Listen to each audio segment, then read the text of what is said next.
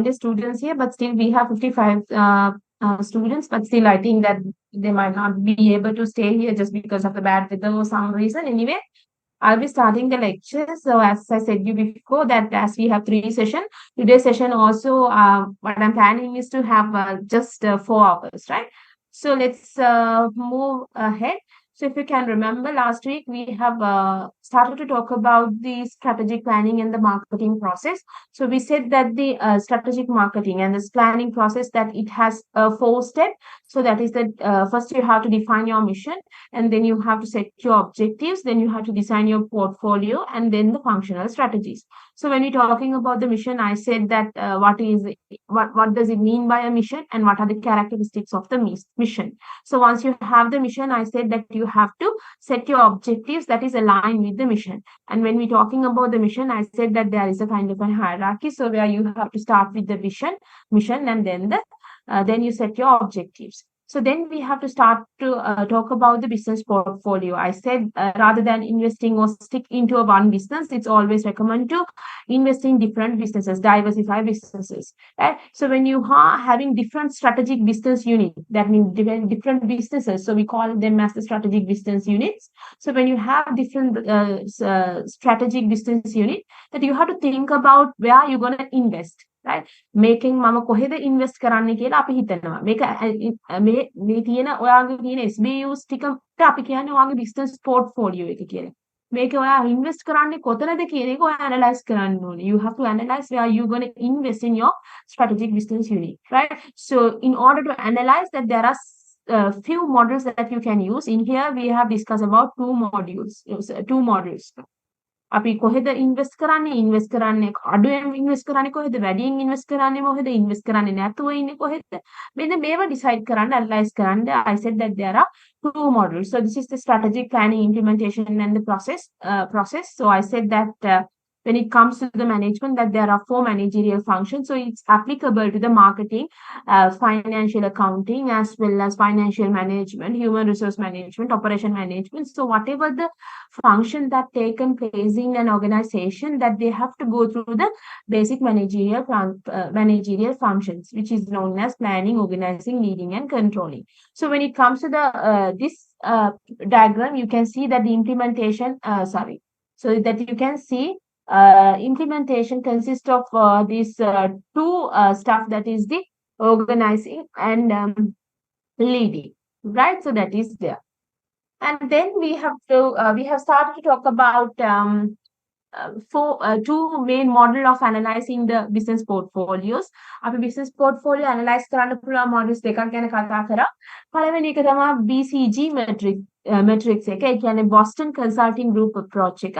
The next one is the GE matrix. So when you're talking about the BCG matrix, I said that there are two main criteria, so two main dimensions, which is known as the relative market share and the market growth rate. So based on these dimensions, that you can divide your products and services into 4 categories. You can classify them into 4 groups. So those are the stars, question marks, cash cows, and dogs. So you can put all your SBUs into these blocks. So this is a 4 box. So there are 4 quadrants in here. Right? ඔයාගේ stars වලට තියෙනවා නම් මොකද කරන්නේ? ඔයාගේ තියෙන SBU low එකේ තියෙන SBUs වලට මොකද කරන්නේ? ඔයාගේ dogs වල ඉන්න SBUs වලට මොකද කරන්නේ? ඔයාගේ cash cow වල තියෙන SBUs වලට මොකද කරන්නේ කියලා අපි කතා කරා. So we have discussed and we have given some examples. So then we started to talk about the GE matrix. So this is the next matrix, and I said that this was given by the McKinsey in order to increase the applicability. Right, it's a kind of an extension to the BCG matrix. So here you have, instead of 4 boxes, that here you have 9 boxes. So here also you have 2 dimensions, that is the business strength and the industry attractiveness. So instead of the market share, we have taken the business strength. Instead of the if you can remember that BCG matrix එකේ අපි ගත්ත market growth rate එක වෙනකොට අපි ගන්නවා මෙතනදී industry attractiveness එක, right? So based on this dimension that we have, we will be classifying our SBUs into 9 groups. So we call this as a 9 box matrix. Make 9 quadrants. 9 boxes. So based on these SBUs, that you can decide about whatever the strategy that you're going to implement for these SBUs. අපි කිව්වා කොළ පාටේ ඉන්න SBUs වලට අපි කියනවා growth කියලා. කහ පාටේ වට අපිට whole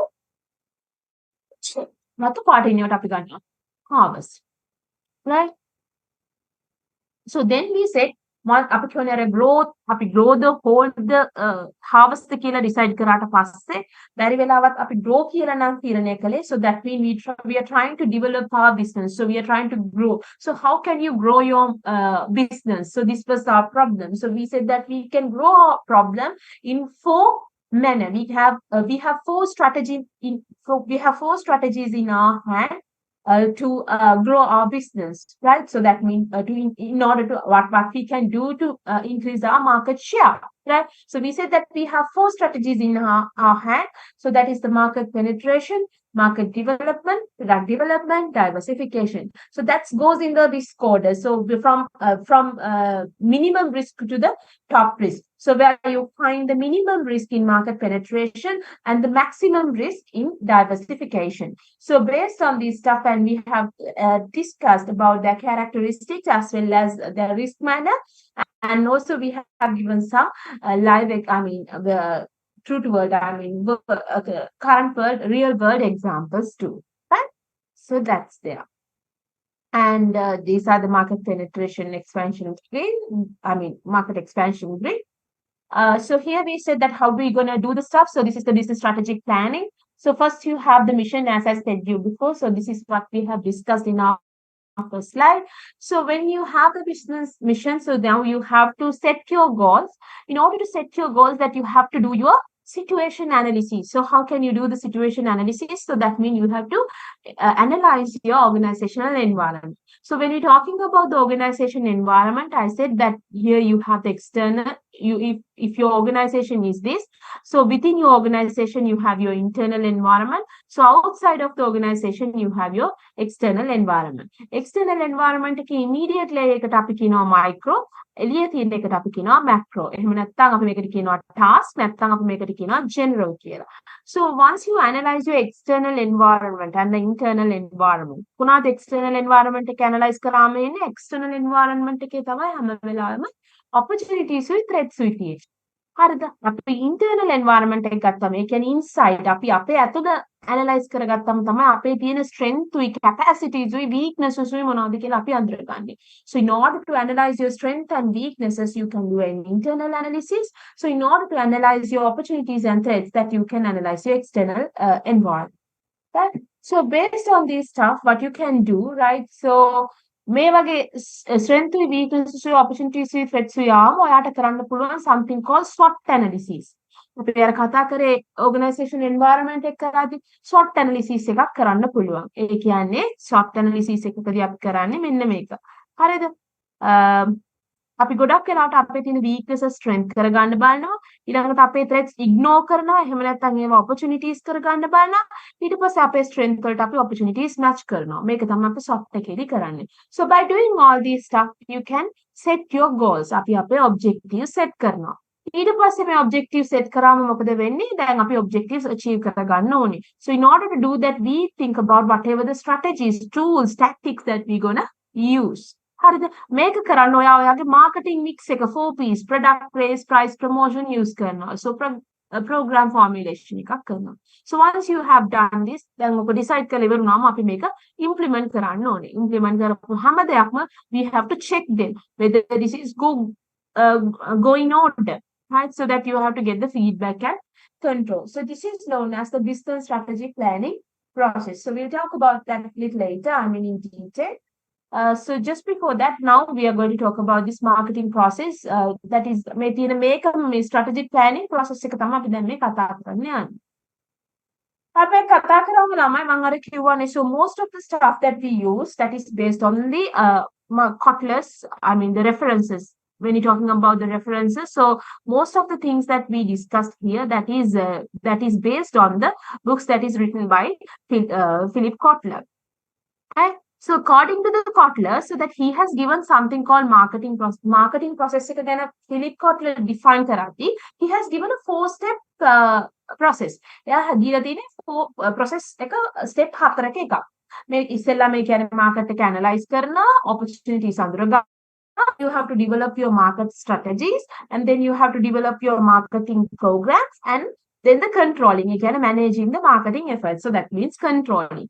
හැබැයි මේක ළමයි මම පොඩ්ඩක් වෙනස් කරනවා මගේ lesson එකේදී, because I think just for the clarity and based on the Philip Kotler's process, as well as some of the books that I have referred, some of the articles that I have referred, so I think it's much clear to use this process. මේ marketing process එක මේ steps 4 ගත්තා නම් ටිකක් ඊට වඩා තේරෙනවා කියලා මට හිතෙනවා.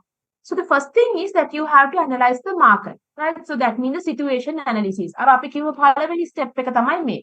මොකද්ද අපි කිව්වේ? අර SWOT එකක් කරනවා කිව්වේ. ඒ කියන්නේ organization එක මෙහෙම තියෙනකොට මේක internal environment එක analyze කරලා external environment එක analyze කරලා you get the SWOT, right? So this is known as the SWOT analysis or the situation analysis, right? So it's sometimes in organizations we call them as the marketing audit. අපි සමහර වෙලාවට මේකට marketing audit එකක් කියනවා. ඒක කරාට පස්සේ තමයි ඊළඟට එක තමයි objectives ඔක්කොම set කරන්න කලින් sometimes we think about our target market, right? target market එක කොහොමද කියලා කියනවා. අතරම මේකට අපි කියනවා අපි පස්සේ ඉගෙන ගන්න ඔයාලත් එක්ක STP process එක කියලා. හරිද? ඒ කියන්නේ segmentation කරලා target කරලා positioning කරනවා. මොනවා කරන්නත් you should have an idea about the target marketing. ඒ කියන්නේ strategy අපි ගත්තොත් ළමයි දැන් හිතන්න cosmetics ගැන තියෙන මේකප් අපි කොහොමද කරන්න ඕනේ? සාමාන්‍ය cosmetics ගැන තියෙන මොන හරි beauty මොන හරි product එකක් sale කරනවා නම් හොඳම communication method එක මොකද්ද? අනිවාර්යයෙන්ම salon එකක් through යන එක තමයි ඉන්නේ වැඩි ලේසිම විදිය. මොකද salon එකකින් තමයි beauty පැත්තට යන මිනිස්සු යන්නේ. එතකොට ලොකු advertisement එකක්, ලොකු advertisement එකක් කො advertise කරනවට වඩා commercial media එක හරි newspaper එක හරි කාගේ හරි මේකක් on වෙලා තියෙන්නේ video එකක් on stop කළා. හරිද? එතකොට ඒක තමයි වඩා කියන්නේ වඩා වැදගත් වෙන්නේ target market එක තෝරගන්න ඕනේ. ඒ කියන්නේ දැන් අපි හිතමු ඔයා අපි ගත්තොත් male crowd එක නුගසෙවන වගේ program එකක් බලනවද? නෑනේ. එතකොට මේ male crowd එකකට අපි දාන product එකකට නුගසෙවන වගේ එකකට advertisement එකක් දැම්මොත් හරියද? So that is not there, right? ඒක තමයි අපි කියන්නේ target market එක අපි හැමතිස්සෙම අඳුර ගන්න ඕනේ. ඔයාලා දැකලා ඇති ගොඩක් කාටුන් යන වෙලාවට තමයි ඔය yogurt ඊළඟට candies ඒව candy ගැන ඊළඟට මොන හරි ඔය වගේ පොඩි අයගේ දේවල් ආඩ් කරන්නේ මේ වෙලාවට. ඒක මොකද target market එක අඳුරගෙන තියෙනවා. So you have to identify target market first, right? So that is really important. So the first thing is that you have to analyze the situation, and the second thing is that you have to select your target market. Then you have to develop the marketing strategies, because if you don't know the target market, then you won't be able to develop the marketing strategies. So the third one is the developing marketing mix. So now you have to develop your marketing mix. So what is your marketing mix? Product, price, place, and promotion. So if it's extended, so it moves like physical evidence and process and people. Because service market එකේදී අපිට ඔය තුන අමතක කරන්නත් බෑ. Physical environment එක කොහොමද තියෙන්නේ, process එක කොයි විදිහටද යන්නේ, and people, HR factor, right? So you have to develop your marketing mix. Then the fourth one is that you have to manage your marketing effort. So that means the controlling process. So once you implement something, that you have to check whether it's going order. So how can you do it? So you have to have a controlling program, right? So this is the marketing strategy. So this is how you're going to do the marketing strategies. I mean, අපි දැන් මෙච්චර වෙලා කතා කරපුවා එක picture එකකට ගන්න පුළුවන් මෙන්න මේකේ තියාගත්තොත් මතකයි. So if you just think about whatever the things that we have studied so far, all those stuff are represented in this particular picture, right? So it's graphically, this diagram, it's described all the stuff that we have studied so far, right? So if you can see, so this is the external environment. අපි කිව්වේ අර press factors කියලා ඔයාලට මතකද organization environment එකකදී political ඊළඟට economical social and technological factors කියලා කිව්වා. So these are the press factors. So when it comes to the press factors, so it describes your micro environment. ඔයාගේ එළියම තියෙන environment එකේ තියෙන ටික මේ තමයි තියෙන්නේ. මේ organization environment එක. ඔයාගේ organization environment එක analyze කරද්දී.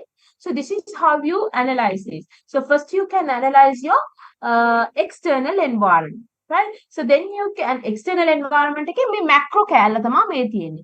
මේ අතන තියෙන්නේ මොකක්ද එතකොට? මේ මෙතන තියෙන්නේ marketing intermediaries, publics, competitors, suppliers කියලා තියෙන්නේ මොකක්ද? ඒ තමයි ඔයාගේ micro කැලල. So this is the micro part of your organization, right? So that is there. So the public, competitors, customers, suppliers, intermediaries are there, right? So when it comes to this, මම අර කිව්වා වගේ අපි හැමතිස්සෙම හැමදේම පටන් ගන්න අපේ target consumers again. අපි කියවනේ customers එකකින් කියලා. So the epicenter of your business, so the center of your business is the target consumers. So when it comes to the target, when it comes to the target consumers, so you should understand who are your target consumers. So this is your marketing process. So first you have to analyze your market, and then you have to plan, then you have to implement, and then you have to control, right? So this is your marketing mix: product, price, place, and promotion. Is it clear? So everything has been described in a particular picture, right? So if you know the picture, then that means you know the stuff that we have studied so far. When you don't need to go through everything, because now you know the stuff, because you know how to describe the diagram, right? Right, Lamai. So when we're talking about the target consumers, අපි කතා කරනකොට target consumers ලා ගැන target consumers ලා identify කරන්න. In order to identify the target consumers, that you have a small process to go through. මම කියවනේ marketing process එකේදී ඉතාමත්ම important කාරණයක් තමයි you have to identify the target consumers. So that is the most important task. So we say first you have to analyze the market, you have to do the situation analysis, then you have to identify your target market, and then you have to develop the strategies. Then only you have to develop your marketing mix, and then controlling. So these are the 4 steps that I have described so far, right? So when we're talking about the situation analysis, now you know the way of doing the situation analysis. දැන් ඔයගොල්ලෝ දන්නවා situation analysis එකක් කරන්නේ කොහොමද කියලා. කොහොමද situation analysis එකක් කරන්නේ? ඉස්සෙල්ලාම ඔයා analyze කරන්න ඕනේ ඔයාගේ external environment එක. Then you have to analyze your internal environment. External environment එක බෙදෙනවානේ කොටස් දෙකකට, micro and macro කියලා. එතකොට micro කියන්නේ කොහොමද? customers ලා, suppliers ලා, intermediaries ලා, competitors ලා, ඔය කියන කට්ටිය තමයි ඔයාගේ micro environment එක දෙන්නේ. හරි. එතකොට ඔයා ඒ ටික list එකක් විදියට තියාගෙන අපි බලනවා මගේ customer කවුද business එකේ. හරි. මෙයාගේ important මොනවාද, මේවා මොනවාද එහෙම කියලා අපි හොයනවා. හරිද? අපේ competitors ලා කවුද? අන්න ඔය list down එකක් අරගෙන අපි marketing plan එකක් හදනකොට අපි ලියනවා ළමයි. ලියනවා කියන්නේ අපි digital මම කියන්නේ online හරි soft copy එකක් හරි hard copy එකක් අපි හදා ගන්නවා. ඒකෙදී අපි ලියනවා මෙන්න මේ කාරණා ටික. ඊළඟට අපේ business එක ගත්තාම හරි political, economical, social and technological factors. මේවා කොහොමද අපේ business එකට බලපාන්නේ? හරි අපේ business එක digital business එකක්. හිතන්නකෝ අපි හදාන්නේ microchips හරි මොනවා හරි හදනවා. කොහොමද political factors අපිට සමය වෙන්නේ? කොහොමද economical factors අපිට impact කරන්නේ? කොහොමද technological factors? අපි මේවා ලියනවා. හරිද? මේ list down කරනවා. Right, so that is known as the external environment analysis. So we have talked about the micro factors as well as the macro factors. Internal analysis එක කරනකොට. So there is another model which we can use like අපි ඒකට කියනවා Porter's value chain කියලා. ඔයාලට මතක ඇති අපි organization environment එක ගැන කතා කරද්දී Porterගේ 5 forces ගැනයි Porter's value chain ගැනයි කතා කරේ. හරි මම පොඩ්ඩක් නිකන් ආයෙ recap එකක් දෙන්නම් මේකෙදිත් organization environment එක ගැන කතා කරා. But anyway, internal environment එක analyze කරනවා කියලා කියන්නේ. So you have to analyze whatever the things within your organization. මොනවාද අපිට තියෙන capacity මොනවාද අපේ strengths මොනවාද අපේ human resource management කොහොමද HR skill එක අපේ කොහොමද අපේ certification ගත්ත කී දෙනෙක් ඉන්නද ඔය වගේ internal environment එක analysis කරනවා. So in order to do that you can use something called Porter's value chain, but here I'm not going to discuss about that, right? So by doing this මේ විදිහට analyze කරාට පස්සේ අර මම කිව්වා වගේ strength weaknesses opportunities threat අරගෙන SWOT analysis කරන්න පුළුවන්. ඒක තමයි පළවෙනි step එක. So first you have to do the situation analysis. So right after do the situation analysis, then you have identify your target customers. So how can you identify your target consumers? So this is the next crucial part. So in order for your target consumers ළමයි, you can go through a 3-step process. ඔයාට 3-step process එකක යන්න පුළුවන් ඔයාගේ target consumers ළව identify කරන්න. පළවෙනි එක තමයි ළමයි someone's mic is sorry. So you have to go through 3-step process, right? So the first thing is the market segmentation. Market segmentation එක කියලා කියන්නේ ළමයි හිතන්න දැන් ඔයා business එකක් විදිහට මොකක් හරි product එකක් එළියට දාන්න යනවා. So you are trying to introduce a particular product to the market. අපේ දැන් target market එක කියලා කිව්වහම මේ ලෝකෙ ඉන්න ඔක්කොම මිනිස්සු අපේ market හරිද? මොකද අපි product එකක් හදනවා එළිය consumers ලා ඉන්නවා. මොකද ඉතින් global ගත්තාම global customer base එකම අපේ consumers ලා. So ඔක්කොටම අපේ බඩු that it's really difficult. So you have to identify the people that who you can focus on. Right? So this is known as the market segmentation. ඒ කියන්නේ අපි මේ ගත්තාම අපේ market එක අපි පුංචි clusters වලට බෙදනවා. මොකද මම අර කිව්වනේ දැන් අපි ගත්තොත් අවුරුදු 18යි 20 ගානයි අතර ඒ වගේ අවුරුදු 18යි 20 ගානයි අතර මේල් කස්ටමර් කෙනෙක් ගත්තොත් ඒගොල්ලෝ ෆීමේල් කස්ටමර් කෙනෙක්ගෙන් වෙනස් වෙන්න පුළුවන්. ඒ ගත්තත් අවුරුදු 18යි 20 ගානයි අතර මේල් කස්ටමර් කෙනෙක් ගත්තොත් ගොඩක් ටෙක්නෝ ඔරියන්ටඩ් වෙන්න පුළුවන්. හරිද? අනිත් පැත්තට ෆීමේල් ගත්තොත් බියුටි කොන්ෂියස් වෙන්න පුළුවන්. හරිද? මම මේ කියන්නේ normal scenario එක. අපි සාමාන්‍යයෙන් clusters වෙන් කරනවා. ඒ වගේම අවුරුදු 40යි 45යි අතර ෆීමේල් කස්ටමර් කෙනෙකුයි ගත්තොත් ඒගොල්ලෝ ඔක්කොම එක විදිහක්. හරිද? දැන් අපි ගත්තොත් යුනිවර්සිටි එකකට එන ළමයි ඔක්කොම ටිකක් එක විදිහක් ඒගොල්ලෝ පර්චේස් කරන දේවල් එක වගේ. අපි ගත්තාම එක වයසකදී හැමෝම පර්චේස් කරන දේවල් ජෙන්ඩර් එක අනුව එහෙම වෙනස් වෙනවනේ. So that is there. අපි හිතමු දැන් අවුරුදු 18යි 25යි අතර සිංහල ගර්ල් කෙනෙක් ගත්තොත් ඊට වඩා වෙනස් වෙන්න පුළුවන් මුස්ලිම් ගර්ල් කෙනෙක්. ඒ කියන්නේ අපි පර්චේස් කරන දේවල් අපි ගන්න බඩු ඉස්සරහ ඒක එක ක්ලස්ටර් එකකට අපි වෙන් කරනවා. දැන් අපිට පුළුවන් එක වෙලාවම ටාගට් කරන්න සිංහල ගර්ල් කෙනෙක්වයි මුස්ලිම් ගර්ල් කෙනෙක්ගේ කේට කරන්න පුළුවන්. බෑ මොකද ඒගොල්ලන්ගේ preferences are totally different, right? So when you think about this, so rather than focusing on entire market, and so what you are trying to do, what we try to do is that we try to segment the market. We try to make them into the clusters, right? So clusters in a sense that you try to get a definite groups or the buyers of the segment with different needs. ගොඩක් වෙලාවට එකම age category එකේ එකම race එකේ එකම gender එකේ කට්ටියක් අපි එක categories වලට ගන්නවා. ඒ වගේ අපි ගත්තොත් අපේ මේ මුළු market එක අපි ගත්තොත් මේ global market එක නම් අපි මේකේ මේ පුංචි clusters වලට වෙන් කරනවා. So we try to get them into the clusters. So we try to divide. We try to get the clusters who shares the similar needs and the characteristics. So this is what we try to do. හරිද? අපි මෙන්න මේක තමයි කරන්න try කරන්නේ. හරිද? එතකොට මෙන්න මේ clusters වල අපි හිතන්න මේකේ ඉන්නේ ගත්තොත් අවුරුදු 18යි 25යි අතර අතර මේල් කියන කැටගරි එක. මේ තියෙන්නේ අවුරුදු 40යි 45යි අතර. නැත්නම් ඊට පස්සේ ඉන්නවා about 45 male. අර එහෙම අපි වෙන් කරනවා. right?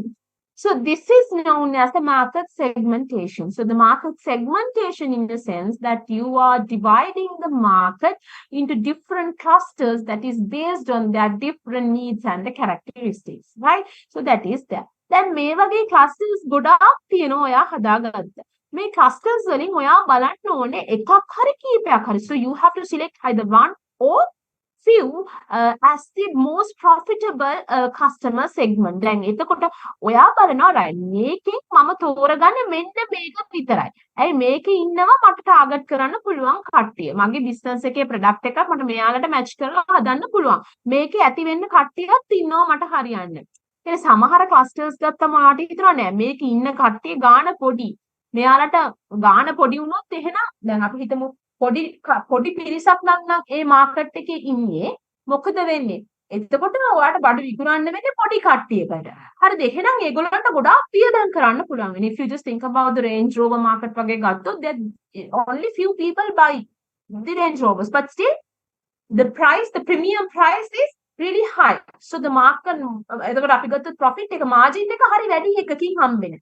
ඒ වුණාට ඔයාට හිතුනොත් right මගේ product එක මට එහෙම විකුණන්න බෑ. ඒ හින්දා මට ටිකක් ගොඩාක් customers ලා ඉන්න cluster එකක් තමයි ඕනේ. So that's why I'm saying, so when it comes to my customer, my product, it's not a kind of a super luxury product. So I cannot ask a premium price for my product from my product from my customers. So then you should have kind of substantially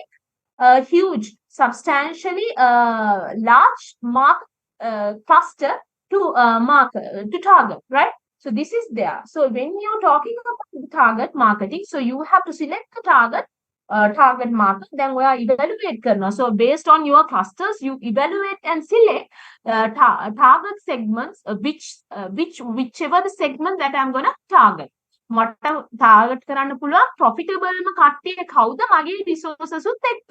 ඒ කියන්නේ සමහර වෙලාවට target market එකේ ඉන්නවා ගොඩාක් කට්ටිය. මේ එක class එකක් ඉන්නවා වෙන්න පුළුවන් ගොඩාක් කට්ටිය ඉන්නවා මට හොඳට ප්‍රොෆිට් කරන්න පුළුවන්. But still I don't have capacities. I don't have resources to cater their needs. So will you be able to select that? No. So first you have to evaluate your capacities as well as you have to you have to evaluate the profitability of that particular sector. But that particular cluster, and then you have to select your target segment. තේරුණාද? මේ විදිහට segmentation කරාට පස්සේ තමන් target කරන්නේ මොකටද කියලා තීරණය කරන එකට. So right after segmenting your market, then you have to decide whichever the segment that you're going to target. So that is known as the market targeting. So the first step was the segmentation, the second step was this targeting, and the third one is the positioning. So the positioning in a sense, lamai position karna kira kiyane lamai mage mind ekේ when it comes to a particular product that it has a particular place in your mind, right? So how you going to place your product in customers' mind? So that is known as market positioning. අපි අපේ product එක customer ගේ mind එකේ කොහොමද replace කරන්න යන්නේ? දැන් අපි ගත්තොත් airlines ගත්තාම Singapore Airlines කිව්වහම ඔයාලට ඉතින් costly එකක් හොඳ quality එකක්. අපි ගත්තොත් Air Asia වගේ එකක් ගත්තොත් ඔයාලට ඉතින් හරි එච්චරම quality නෑ, but still it's a low cost. Then ඔයා තීරණය කරන්න ඕනේ whether I'm going to position as a low cost product, quality product, expensive super luxury product. අපි හිතනවා අපි කොහොමද අපේ product එක customer ගේ mind එකේ position කරන්න කියලා. ඒකට සමහර වෙලාවට අපි මෙන්න මේ වගේ position map එකක් use කරන වෙලාවල් තියෙනවා දරුවෝ. ඒ කියන්නේ මේ පැත්තේ quality එක නම් මේ පැත්තේ price එක. එතකොට අපි හිතමු price එක දැන් මේ තියෙන price එක ගත්තාම අඩුම තියෙන්නේ මෙතන. මේ පැත්තට එනකොට වැඩිම. quality එක ගත්තාම අඩුම තියෙන්නේ මෙතන, වැඩිම තියෙන්නේ මෙතන. අපි ගත්තොත් price එකත් අඩුයි, quality එකත් අඩුයි නම් මොකක් හරි product එකක් තියෙන්න ඕනේ. එතකොට මේ හරිය. price එකත් වැඩි නම් quality එකත් වැඩි නම් ඒක ඉන්න ඕනේ මේ. මගේ සාමාන්‍ය mic එක on අප්පා. ෂොට් එක යවුවද? දැන් ඔයාගේ ෆොටෝ එක ඔය බලන්න.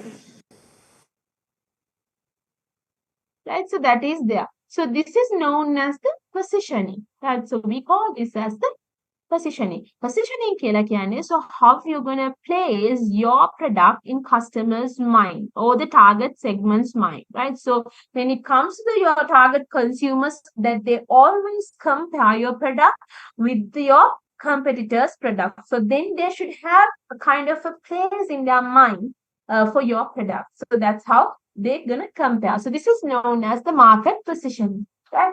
So that's there. Market segmentation, market targeting, and market positioning. දැන් ඔයා ගත්තාම ඔයාගේ ඔළුවේ Apple කියන product එක place වෙලා තියෙන්නේ කොහොමද? Samsung කියන product එක place වෙලා තියෙන්නේ කොහොමද?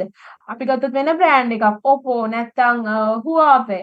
right? ඒ වගේ දෙයක් ඔයාගේ place වෙලා Google එකක්. හරිද? එතකොට ඔයාගේ ඒ වගේ mobile phones ගත්තාම ඔයා කොහොමද ඒවා ඔයාගේ mind එකේ place වෙලා තියෙන්නේ? ඒක තමයි compare කරන්නේ. So this is known as market positioning, segmentation, targeting, and positioning. So when it comes to the selecting your target segment, target consumers, as I said before, so when you're talking about the marketing process, then there are 4 steps. First step was the situation analysis. Second step was to identify your target consumers. So when you're identifying or selecting your target consumers, that you have the process of selecting target consumers, that there are 3 steps. So the first thing is the segmentation. So the second one is targeting. The third one is the positioning. So we call this as the STP process, right? That is known as STP process. Okay. Now give me 1 second, Ahmed.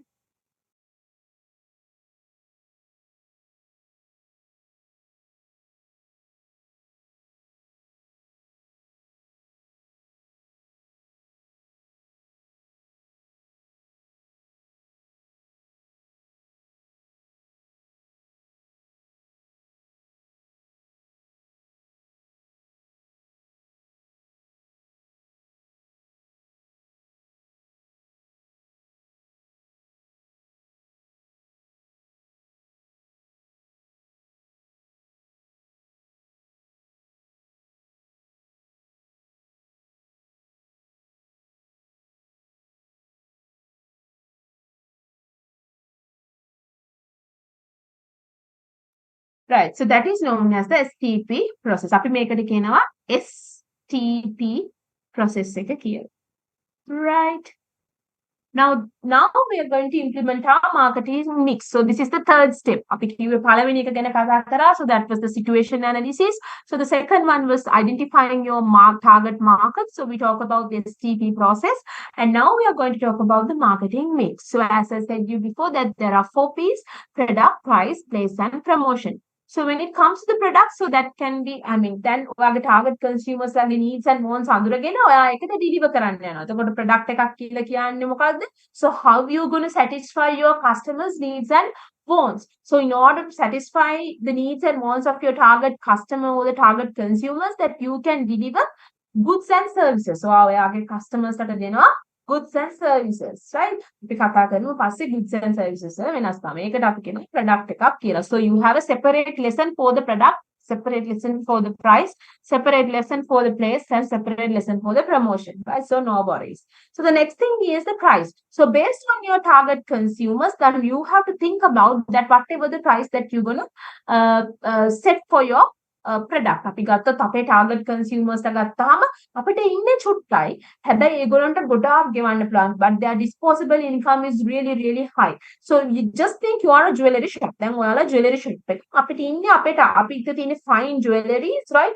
Fine and අර මොනවද කියන්නේ man made අර Cartier වගේ අර Van Cleef නේ අනේ වගේ හොඳ super luxury products. එතකොට ඉන්නේ customers ලා පොඩ්ඩයි. But still that they have a high disposable income. එතකොට මොකද වෙන්නේ? right? එතකොට එයාලට ගොඩක් සල්ලි දෙන්න පුළුවන් කියලා අපි දන්නවා. එතකොට අපිට අපේ product එකේ price එක ගොඩක් ලොකු තැනකට ගෙන්න පුළුවන්. අපි කියනවා ඒකට premium price එකකට, skimming price එකකට යනවා කියලා. So you can set your price in a premium level because you know when it comes to your target consumers that there are only few people, but still their disposable income is high. So you can get a huge profit by setting the prices in a high level. So this is how you're going to decide the price. On the other hand, අපි ගත්තාම අපේ target consumers ලා ගොඩාක් ඉන්නවා. හැබැයි ඒගොල්ලන්ගේ income, එයාලගේ disposable income hardly low. So their purchasing capacity is very low. So if you need to meet the demand, so what you have to do, that you have to set the price in very low manner. But still you can earn profit. Why? Because that there are lots of people who buy it. හරිද? එක්කෙනාගෙන් පොඩ්ඩ ගානේ වුණාට ගොඩක් තේින්න right? So that is there. So this is how we're going to set the price. So when you set your price, when you set the prices for your goods and services, then you have to think about your consumers too, right? Your consumers purchasing capacity. So the next thing is the promotion. අර මං කිව්වා වගේ ඔයාගේ target consumers ලා යාලා messages බලන්නේ කොහෙන්ද? What are the communication methods that they use? What are the promotional tools that they use? So what will be the most interactive method of reaching them? So you have to think about the promotion. So promotion කියලා කියන්නේ whatever the activities that you use to persuade your target customers to buy your products and services. So the next thing is place. Place in a sense where you're going to make it available. මං කොහෙද දාන්නේ? Exclusively or අපි අර one goal face වගේ තියෙන branded shop තියෙන exclusive shop වල විතරක්ද? එහෙම නැත්නම් සමහර retail shop වල දාලා selectively දානවද? එහෙම නැත්නම් intensive distribution එකක් ඕන තැනක ගන්න පුළුවන්. one goal face ගියොත් එහෙත් ගන්න පුළුවන්, retail ගියොත් එහෙත් ගන්න පුළුවන්, කඩේට ගියත් ඒත් ගන්න පුළුවන්. දැන් අපි ගත්තොත් හිතන්නකෝ නිකන් normal grocery items ගත්තොත් අපි ඔයාලගේ ළඟම කඩේට ගියත් ඒ grocery items ගන්න පුළුවන්. ඒ වගේම තමයි food city එකකට වගේ ගියත් ගන්න පුළුවන්. ඒ වගේම one goal face වගේ හරි කොහේ හරි ඒ වගේ තැනකට ගියොත් ඒ පල්ලෙහා තියෙනවනේ ඔයාලා දැකලා තියෙන jeans එකක් තියෙනවනේ අනිවාර්යෙන්. So that is there. So wherever you go, so sometimes you can get it. Right? So the place in a sense that where do you make it available? So company activities that make the product available for the customers. So you have to always think about where your target consumers goes. Right? දැන් අපි ගත්තොත් ඔය මොකක් හරි workout කරන අර ඒගොල්ලන්ගේ vitamins හරි නැත්නම් මොකක් හරි තියෙන අර boosting මොන හරි එකක් ඔයගොල්ලෝ gym යන කට්ටිය දන්නවනේ. හරිද? ඒ වගේ එකක් තිබ්බොත් ඒක මාකට් එකේ හැම තැනම පෙට්ටි කඩේ අර කඩේ මේ කඩේ ඔක්කොම තියලා වැඩක් තියනද නැහැ. ඒක අපි gym instructor කෙනෙක් through නේ යන්නේ. එතකොට ඔයාගේ media මේක වෙන්නේ ඔයාගේ intermediary වෙන්නේ ගොඩක් වෙලාවට එයා.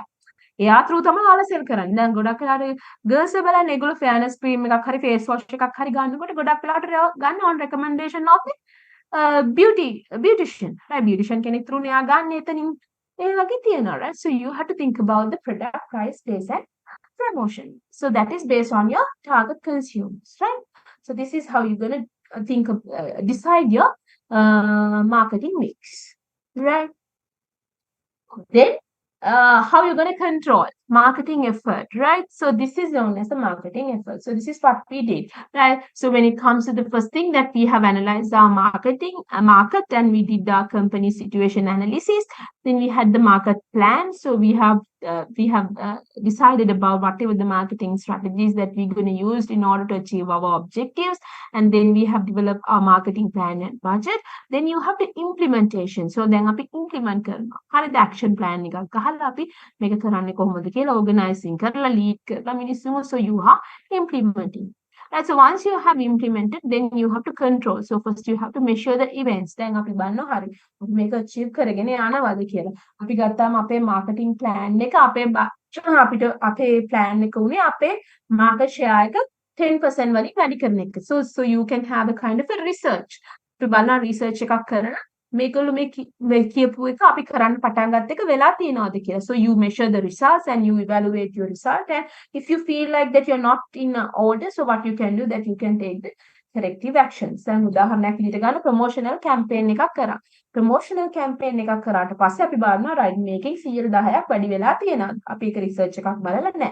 100යි වැඩි වෙලා තියෙනවා. අපේ target එක 10යි. So that there was an issue in somewhere, right? So you have to identify it and you have to take corrective action. So this is known as the way that you're going to manage the marketing effort, right? So when it comes to the marketing implementation, right? So අපි අර ගත්තා වගේ දැන් මේ විදිහට strategy දාලා මෙහෙම කරලා දැන් අපි කියවන හරි ලේසි වගේනේ අපේ process එක ඉස්සෙල්ලාම situation analyze කරා ඊට පස්සේ target consumers ලව identify කරා ඊට පස්සේ strategies develop කරා ඊළඟට marketing mix එක හැදුවා ඊට පස්සේ action plan එක දැම්මා ඊළඟට ප්‍රශ්න තියෙනවා නම් maintain කරලා control කරනවා. So this was the process. But whatever the marketing strategies that අපි marketing strategies develop කරලා, so whatever the performance, so that is dependent by, that is determined by number of criteria, right? අපේ මේ implementation එක කියන එක success වෙන්නේ.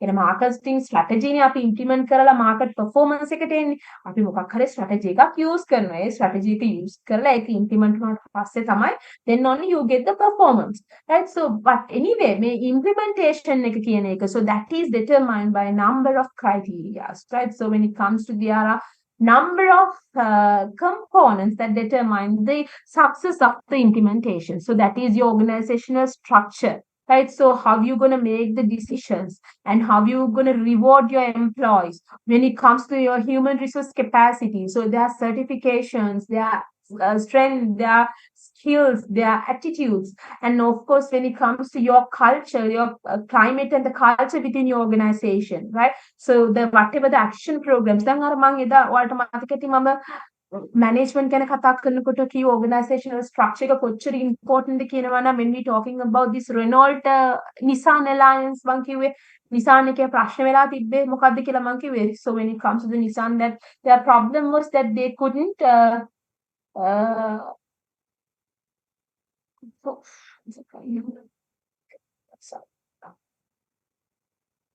ඔයාලට කිව්වේ මේ organizational structure එක තමයි යාළගේ තිබ්බ ප්‍රොකුම ප්‍රශ්නේ කියලා. So because that they had a kind of a blaming culture, that they had no proper hierarchy to take the responsibilities. Whenever something happened, something went wrong, that they always used to blame the other person, right? So that there was that they said that the Nissan's failure was that they had a kind of an improper organizational structure. So in order to make it into a profitable organization, so what they did, that they made the organizational structure upside down, and that they have designated the people with the particular responsibilities. So that is really important. And also the human resources. Sometimes if you just think about the Google, Microsoft and IBM, you know that how difficult it is to be selected. Silicon Valley how difficult it is to be get selected for those companies, right? So human resource. ඒගොල්ලෝ ගන්න හොඳම skills තියෙන කට්ටිය. So that is there.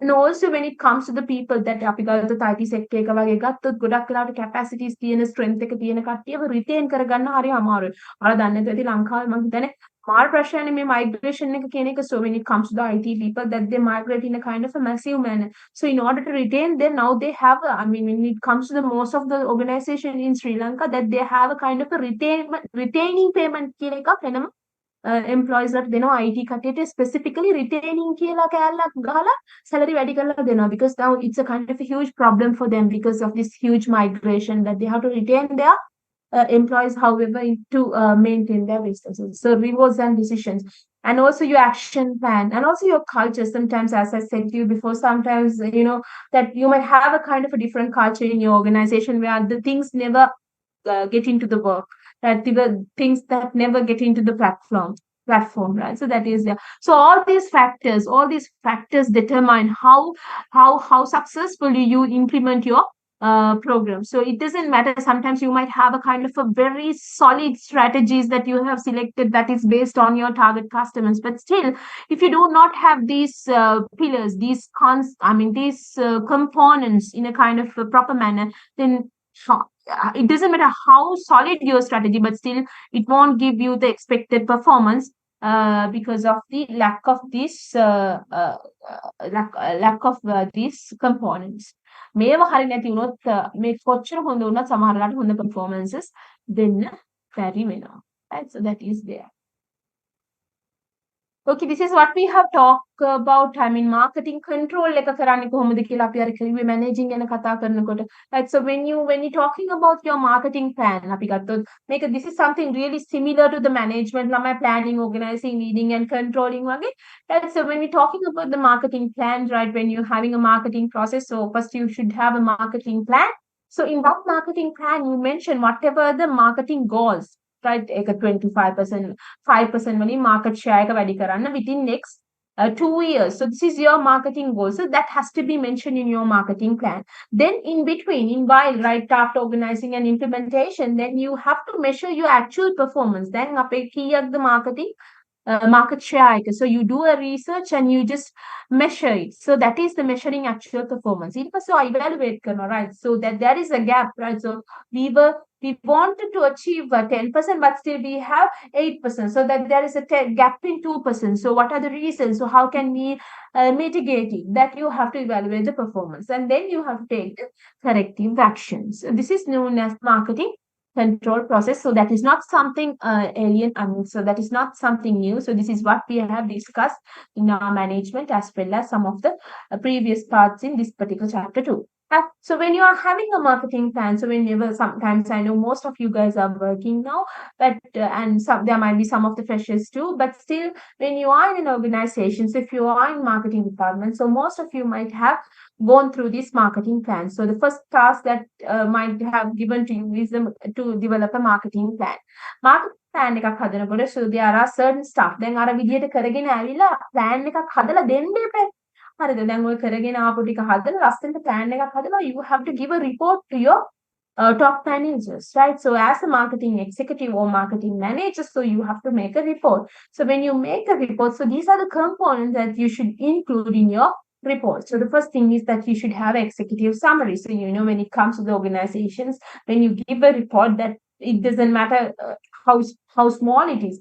මොකක් වුණත් සාමාන්‍යයෙන් report එක හරි research report එක හරි organization business report එක හරි whatever that report, so you should you just what do you call make a kind of a report එකක් හදනකොට ඒකේ summary එකක් තියෙනවා. මොකද සමහර වෙලාවට මිනිස්සු විසී හින්දා ඒගොල්ලන්ට that they can't go through the entire report. So in that case that they have to have a kind of a brief. පිටු දෙකක තියෙන brief එක කියවලා තමයි CEO decide කරන්නේ. හරිද? So that is known as the executive summary. So then inside you should have the detailed stuff, right? First thing is that you have to have your marketing situation. So that means your situation analysis. හරිද? External environment එක analyze කරලා, internal environment එක analyze කරලා තියෙන්න ඕනේ. ඊට පස්සේ you have to mention your strength and weaknesses as well as the threat and opportunities. You can have your SWOT analysis. Then you have to mention whatever your objectives, I mean, whatever the issues that you have found and whatever the objectives that you have set for your organization. Then you have to develop your strategies. So what are the strategies that I'm going to use, whether I'm going to penetrate my market, whether I'm going to develop a new product, so that those things have to be there. And then you should have your action program. මේක කරන්න මම මොකද කරන්නේ action program එක මගේ. So what is my budget? So what is I mean what would be the cost? So how much I want, how much I need to implement this. දැන් මේක තමයි අපේ finance department එකටයි CEO ටයි ඔක්කොටම යවන්න යන්නේ. ඊළඟට අපේ control process එක කොහොමද? අපි මේක control කරගන්න හදන්නේ කොයි විදියටද? So everything has to be there in a marketing plan. Okay. So these are the components of a marketing plan. So here I have given you some review questions. I know that you won't get these kind of structured essay or essay questions. So definitely you will be getting MCQ question, but still I think as a recap that you can get into these questions. So what are the 4 steps in strategic planning process? So if you can remember, so we said strategic planning process you have to define your mission. So then I said that you have to think about, you have to set your objectives, and then you have to design your business portfolio, and then you have to have your growth plan, right? So this is what it has to be there. Then here I am asking you to illustrate the strategic business unit approach. That means BCG matrix with an example for each. So what does it mean by the BCG matrix? Where you have 4 quadrants. So that is based on the market share and the market growth rate. So we talk about the stars, we talk about the question marks, we talk about the cows, we talk about the dogs. So you have to give examples for each unit too. Right? And then I'm asking you to state 4 growth strategies of ANSOF metrics. And so what are the 4 growth strategies? So that is based on the risk. So we can go from least risk to the maximum risk. So starting from the least, that is market penetration. And then you have the market development. Then you have the product development. And then you have the diversification. So these are the 4 growth strategies in your hand to expand your business, right? So with that, we have come to the end of our strategic planning process. Right? Just give me a few seconds in order to open the next slide. So if you have any questions, so meanwhile, if you have any question, you can ask me, right?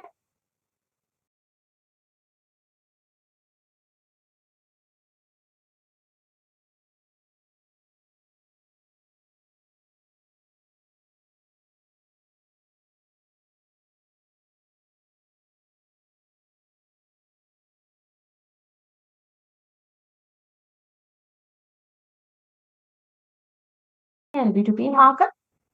Lamai, when we're talking about the consumers, right? So customers, right? අපි ගත්තාම customers ලා සමහර customers ලා කීප જાතියක් වෙන්න පුළුවන්. සමහරලාට so the customers are buying their products for their own usage.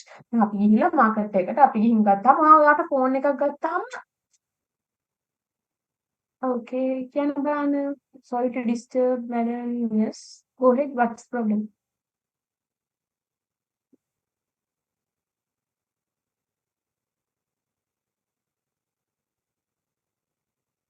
Anything, Amaravi, what is your problem? Tell me, no problem.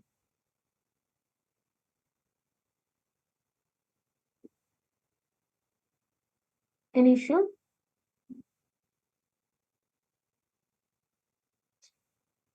But text එක දාලා තිබුණේ ප්‍රශ්න කියලා කිව්වා. Okay, just it's possible.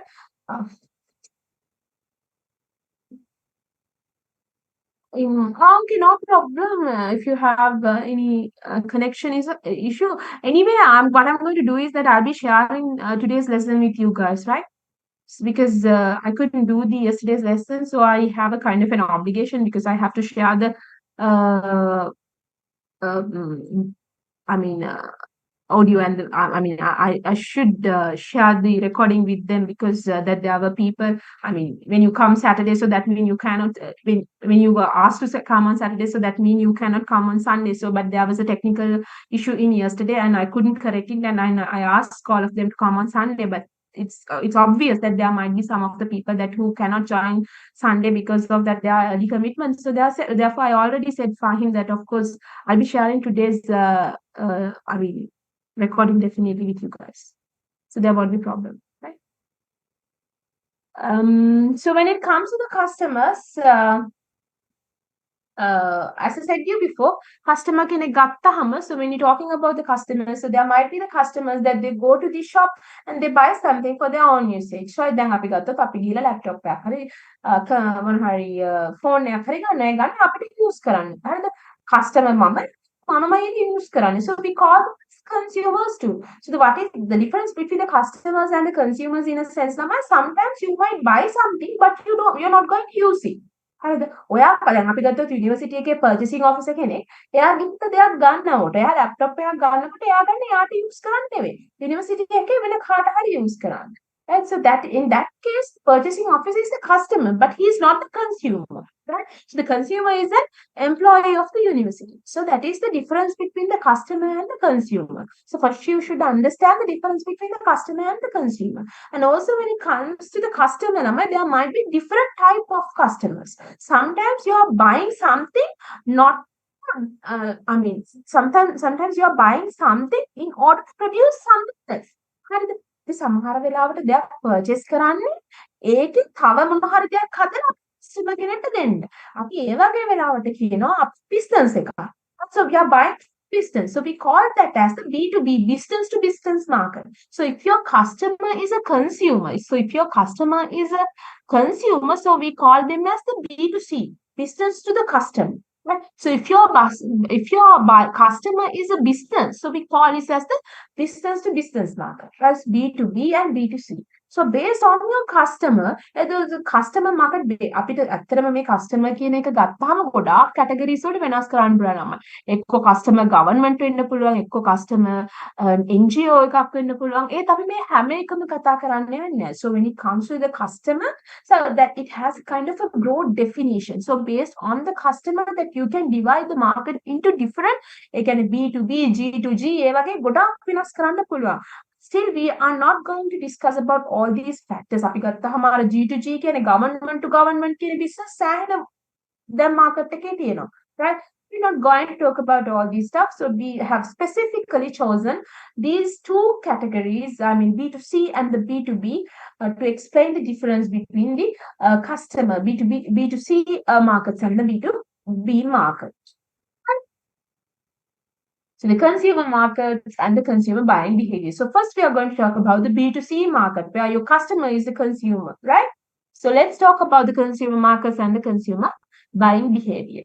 Right? So consumer buying behavior කියලා කියන්නේ like how the consumer කෙනෙක් කියලා කියන්නේ. So the consumer might be a kind of an individual or household. සමහර වෙලාවට ඔයාගේ අම්මා හාල් ගේන්නේ මුළු ගෙදරටම කෑම කන්නනේ.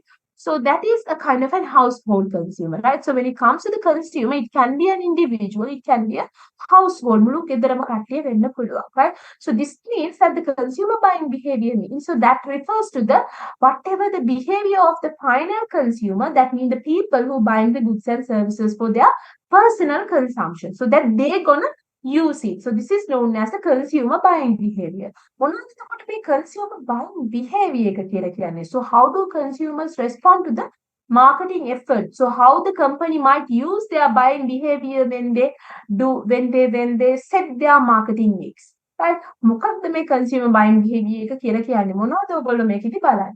Consumer buying behavior එක ගත්තහම ළමයි, so that there you think about a lot of things. ඒ කියන්නේ consumer කෙනෙක් මොකක් හරි purchase කරන්න යනකොට when you going to purchase something, so what are the factors that impact you? Right? මොනවාද factors ඔයාට impact කරන්නේ? What are the stimuli? Right? So marketing and internal stimuli. හරිද? මොනවාද factors? සමහර වෙලාවට ඔයා product එකක් ගන්නකොට දැන් හිතනවා car එකක් ගන්න යනවා. හරිද? car එකක් ගන්න යනකොට මොනවාද factors ඔයාට තීරණය කරන්න. එකක් තමයි ඔයාගේ ඉකොනොමික් කැපැසිටි එක. ඊළඟට ඔයා කොච්චර ටෙක්නෝ පැත්තට බරයිද කියන එක. ඒ කියන්නේ සමහරවිට ඔයා ෆීචර්ස් බලනවා right. ඊළඟට මොඩල් එක බලනවා. ඒ කියන්නේ ඔයාගේ personal characteristic. ඊළඟට recommendations ඔයාගේ family එකේ කට්ටියට recommend කරනවා. ඔයාගේ යාළුවෝ ඔයාට recommend කරනවා. So these things are there. So there are many factors that impact towards your towards the consumer. මොන හරි දෙයක් consumer කෙනෙක් purchase කරන්න යනකොට there might be lot of other factors that determine there might be lot of factors that determine the consumers buying purchase කියන එකට මේ influence කරන්න පුළුවන් factors ගොඩක් තියෙනවා. ඊට අමතරව bias black box. ඒ කියන්නේ කොච්චර influencers ආවත් සමහර වෙලාවට මම මාර rigid decision එකක් ගන්න පුළුවන්. ඔයා විදිහට ගත්තොත්. මම කියන්නේ customer කෙනෙක් මොන හරි rigid decision එකක් ගන්න පුළුවන්. තමන්ගේ characteristic, තමන්ගේ personal behavior, තමන්ගේ personal test එක තියෙනවා.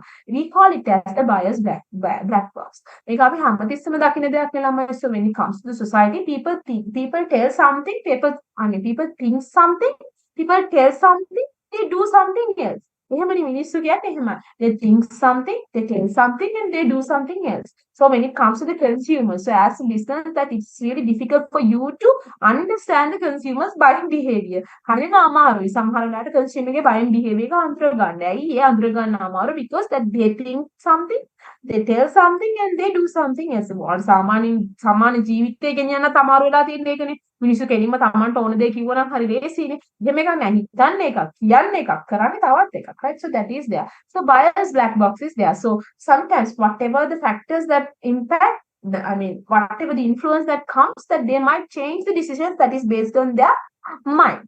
Right? So ඊළඟට අන්තිම වෙලාවෙත් බයගේ response එක වෙනස් වෙන්න පුළුවන්. හරිද? ඒ කියන්නේ සමහර වෙලාවට කොච්චර හොඳයි කියලා ගියත් සමහර වෙලාවට තමන් ගන්න කැමති කලර් එක නැත්තම් පාකට් එකේ. ඒක ස්ටොක් එකේ නැත්තම්. එතකොටත් වෙනස් වෙන්න පුළුවන්. So the bias response. Right? So let's talk about these stuff in order. ඉස්සෙල්ලාම අපි කතා කරමු what are the factors that might influence towards them and what are the things in the bias black box, and then we'll talk about the bias response වගේ things. හරිද? So we'll talk about this thing in order. ඉස්සෙල්ලාම අපි කතා කරොත් characteristic affecting other consumer behavior. අපි මේ කතා කරන්නේ market stimulus ගැන. external environment එකේ තියෙන factors මොනවාද consumer ගේ behavior එකට impact කරන්න පුළුවන්. ඒව තමයි ළමයි culture එක. ඒ කියන්නේ ඔයා ඉන්නේ culture එක. අපි ගත්තොත් බලන්න දැන් අපි හැමෝම මම මේ racist නෙවෙයි මම කියන්නේ මේ අපි දැන් අපි හැමෝම ඉපදෙනකොට නිකම්මනේ අපි හැමෝම ඉපදෙන්නේ. ඊට අපි ඊට පස්සේ අම්මලා තාත්තගෙන් අපි රිලිජන් එකක් ගන්නවා. ඊට පස්සේ එතනින් එහාට අපි ඔක්කොම කරන්නේ මේ විදිහටනේ. අපි හැමෝම එකම විදිහට ඉපදුනාට එනකොට කිසිම දෙයක් අරන් එන්නේ නැති වුණාට ඒ අරගෙන ආවට පස්සේ අපිට දෙනවනේ එක එක්කෙනා පුංචි පොඩි දේවල් උදේ මොනවාද පුංචි කාලේ ඉඳන් ඔලුවට දානවා. ඊට පස්සේ දැන් ගත්තොත් මුස්ලිම් කෙනෙක් කන්නේ හලාල් ෆුඩ් විතරයි. හරිද? ඊළඟට අපි ගත්තොත් බුද්දිස්ට් කෙනෙක් ගත්තොත් එයාලා සාමාන්‍යයෙන් මම දන්න විදිහට ඔය බීෆ් නම්බරට වැඩි කැමැත්තක් එන්නේ නැහැ. හරිද? ඊළඟට මුස්ලිම් කෙනෙක් ගත්තොත් එයා පෝක් ගන්නේ නැහැ. අනිත් පැත්තට කැතලික් කෙනෙක් ගත්තොත් ඒගොල්ලෝ පෝක් වලට මාර කැමැත්තක් තියෙනවා. ඒ අපි කල්චර් එකත් එක්කම අපි පර්චේස් කරන දේවල් වෙනස් වෙනවා දරුවෝ. ඒ කියන්නේ අපේ මම නරකක් කියනවා නෙමෙයි. ඒක තමයි කල්චර් එක මිනිස්සුන්ගේ. ඒක තමයි සොසයිටි එක. දැන් අපි ගත්තොත් යුරෝපියන් මිනිස්සුගේ purchasing behavior එක that might be totally different from a US person, and it might be totally different from Asian ගත්තත් ඒක අපි South Asian අනිත් කට්ටියනේ ගත්තාම ඒගොල්ලෝ ගොඩක් වෙනස් වෙන්න පුළුවන්. So that is cultural difference, social difference එක. ඒ කියන්නේ සමහර වෙලාවට අපි society එකක් maintain කරන්න හදනවා. So we have social classes. That sometimes that you have to maintain your classes by showing them that of course I can afford these kind of luxury brands, right? So I'm trying to maintain the social class, right? So that is there. And also personal characteristics. සමහර මිනිස්සුන්ට කොච්චර සල්ලි තිබ්බත් දැකලා ඇති මාර simple ඉන්න කට්ටිය ඉන්නවනේ. ඒ personal characteristic, right? So that's there. That's the culture, social characteristic as well as the personal characteristic, right? And then the psychological characters, right? So psychologically, I will talk about these things in detail, right? අපි ගත්තහම culture එක ගත්තහම, so that means as I said you before, so as a person that your community values something, that you have perception, so this is there. And also when you go to somewhere that you have subcultures, so you have social classes, so that is based on your occupation, income, education and wealth.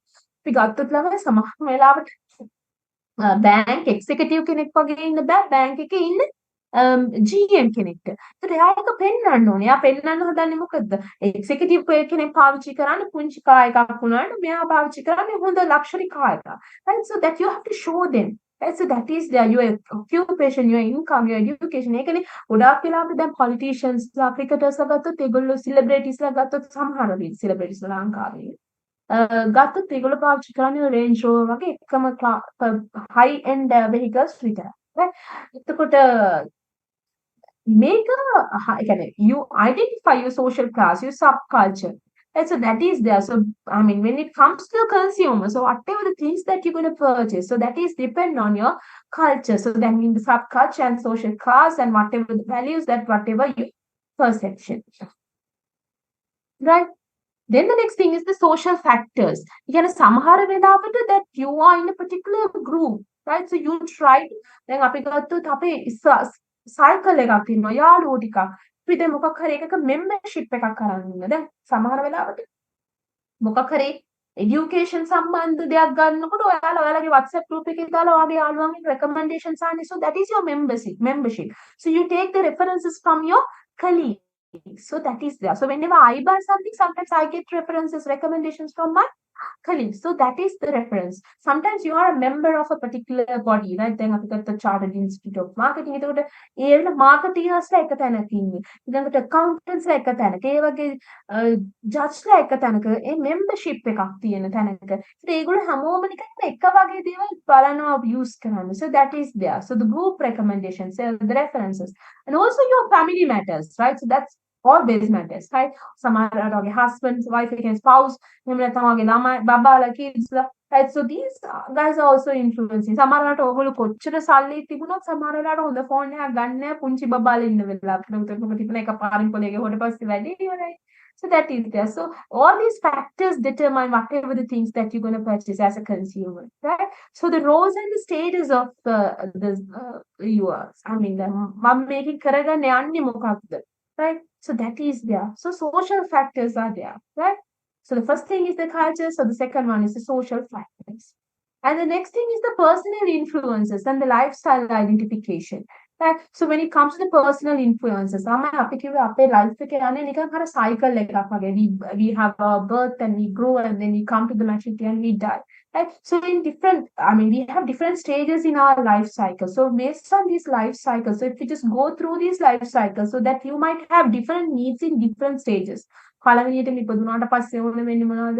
Milk එක බොන්න ඕන වෙනවා, diet එක අඳින්න ඕන වෙනවා. ඕවා ටික නුවට ඕන වෙන්නේ. ඒව තෝරන්නේත් ඔයා නෙවෙයි. අම්මා අඳින දෙයක් ඔයා අඳිනවා. එහෙමනේ. ළඟට grow වෙනකොට ටික ටික ඊට පස්සේ අන්න ඔයාගේ demanding. teenage එක පහු වෙනකොට ඔයාගේ demanding වැඩි වෙනවා. right? ඔයාට ඕන දේ ඔයා ගන්න. ඊට පස්සේ ඔයා trendy දේවල් ගන්නවා. technology පැත්තට බර හින්දා ගොඩක් අලුත් innovative දේවල් ගන්නවා. ඔයා වියදම් කරන්න පටන් ගන්නවා 20 විතර වෙනකොට when you have a lot of money that you try to buy the branded items that you have to show that you are a young energetic person, then you try to buy a car. උත්තර වියදම් කරගෙන යනවා. ඔන්න ඊට පස්සේ marry කරනවා. marry කරාට පස්සේ මොකද වෙන්නේ? දැන් ඉස්සර වගේ වියදම් කරන්න පුළුවන්. දැන් now the one became two and now two became three. දැන් මොකද වෙන්නේ? You have to save. The expenses are really high. Now you are living your luxury and your what do you call your a smooth life away, and now you try to be a committed mother or father. ඒකනේ වෙන්නේ අපි ඊට පස්සේ save කරන්න පටන් ගන්නවා. මේ වගේ life cycle එකේදී තමන් ගන්න purchase කරන දේවල් වෙනස් වෙනවා, right? So that is depend on the age and the family life cycle stage as well as your economic situation. So when you have the promotion, so when your disposable money is really high, so then you spend a lot, right? Sometimes if you just think about the things now, I purchased that even, I mean, if you just think about the 10 years before or the not 10 actually, 15 years before, I never dream about those stuff, right? අවුරුදු 15කට ඉස්සෙල්ලා මට හීනකින්වත් ගන්න බැරි දේවල් අද ගන්න පුළුවන් වෙන්න පුළුවන්. Right? So that is economic situation just because of the occupation. And also my personality and the self-concept. Sometimes that there are people that even though that how much the money they have, that still that they can go to Kingsbury in a motorcycle with a casual dress. That's their talent, right? So the personality as well as the self-concept, right? So that is there. Right? Personal influences. Then you have the lifestyle identification, right? So the lifestyle identification. So whatever your activities, that whatever your opinions, your interests, everything matters, right? Personal influence and lifestyle identification. මේවා අපි purchase කරන හැම දෙයකම මේවා වෙනවා. ඒ කියන්නේ සමහර වෙලාවට ඔයා ඇවිල්ලා ගොඩාක් health conscious එක්කෙනෙක් නේ. ඔයා consume කරන හැම දෙයක්ම ඔයා බලනවා, so that whenever you purchase something that you think about that whatever the ingredients and whatever how good it is for your body, that's all this stuff. ඒ වගේම සමහර වෙලාවට වට බබාලා ඉන්නවා ඉස්සර දැක්කනින් දක්ක ඕන තැනකින් කෑවට බබෙක් ලැබුණාට පස්සේ අපි හිම කරන්නේ නැහැ. So we think about whatever the ingredients are, whether it's good, even the temperature, everything, right? So that is there. Then the psychological factors. When you are buying something, අපි සාමාන්‍යයෙන් දෙයක් purchase කරනකොට that is, there are many psychological factors that impact towards your purchase. පළවෙනි එක තමයි your beliefs and attitudes. ඒ කියන්නේ sometimes දැන් අපිට තියෙන කාලයක් තිස්සේ සමහර වෙලාවට අපේ තියෙන විශ්වාසයක්, right? So this is something durable, right? So you have some kind of an attitude, right? වෙනස් කරන්න බෑ සමහර වෙලාවට සමහර කට්ටියව, right? So when they stick to something, that they stick to that, right? So that they don't like to change their mind, so that they have a belief, right? This particular brand is durable, so I won't change it. So that is their attitude, right? And the learning, in a sense, learn karane kohomada. So the learning, in a sense, sometimes you might have experience by yourself, or else sometimes there might be another person who have recommended you, that is through his experience. So this is how you're going to learn. Api learn karane deyak ekko apima පාවිච්චි කරලා, ekko අපිම කාගෙන ඇනගෙන අපි දැනගන්නවා. එහෙම නැත්නම් කවුරු හරි ඒ වගේ ඇනගත්ත එක්කෙනෙක් අපිට කියනවා අවුල් කරගත්ත එක්කෙනෙක්, right? So that is there. See, this is the learning, right? So that is through your experience, so through the experience of the others. So anyway you learn, right? So when it comes to the product, එකනේ අපි reviews බලනවා කියලා කිව්වේ, so we check the comments, we check the review, unboxing, and so that is the learning, in a sense. That is something that you have learned through your experience, so the experience of the others. So once you learn about the product, right? So then you're gonna purchase that particular product, right? The learning වලින් එකක් වෙනවා. එතකොට තමයි අනිත් psychological fact එක, right? Learning වලින් මෙච්චර කල් අපිට අහපු කියපු දේවල් වලින් අපේ already තියෙන දේ psychological factors. And the perception, so the way that you see. හරිද? සමහර වෙලාවට අපිට කොච්චර සල්ලි තිබ්බත් සමහර මිනිස්සු branded items ගන්නේ නැහැ. මොකද ඒ මිනිස්සු කියනවා සපත්තු දෙකකට ඔච්චර වියදම් කරලා වැඩක් නැහැ. එහෙම කියලා හිතනවා. So that is my perception, right? So this is there. So the beliefs and attitudes, learning, as well as the perception. And the next thing is the motivation number. So the motivation කියලා කතා කරේ. So if you can you remember the motivation laws that we have learned when it comes to the management? Management වලදී අපි කතා කරා මතකද need theories ගැන කතා කරා, Maslow's hierarchy ගැන කතා කරා, ERG theory ගැන කතා කරා, expectancy theory ගැන කතා කරා. So what are the things that motivate you to buy something, right? So when it comes to the consumers matters, right? අපේ marketing ගැන කතා කරනකොට අපි කියවනේ there are 5 questions to be answered කියලා. අපි කිය ප්‍රශ්න 5ක් තියෙනවා answer කරන්න කියලා. පළවෙනි එකනේ අපි කිව්වේ what motivates consumers to buy something. So this is what the motivation. So when it comes to the organization, so the company එකක් විදිහට you should understand what motivates the consumers to buy something. මොනහරි දෙයක් purchase කරන්න මොකක්ද හේතුව? ඒක motivate කරන්න පුළුවන් කොහොමද? සමහර වෙලාවට ඇත්තටම ඔයාලට ඒ දේ ඕනේ නැහැ.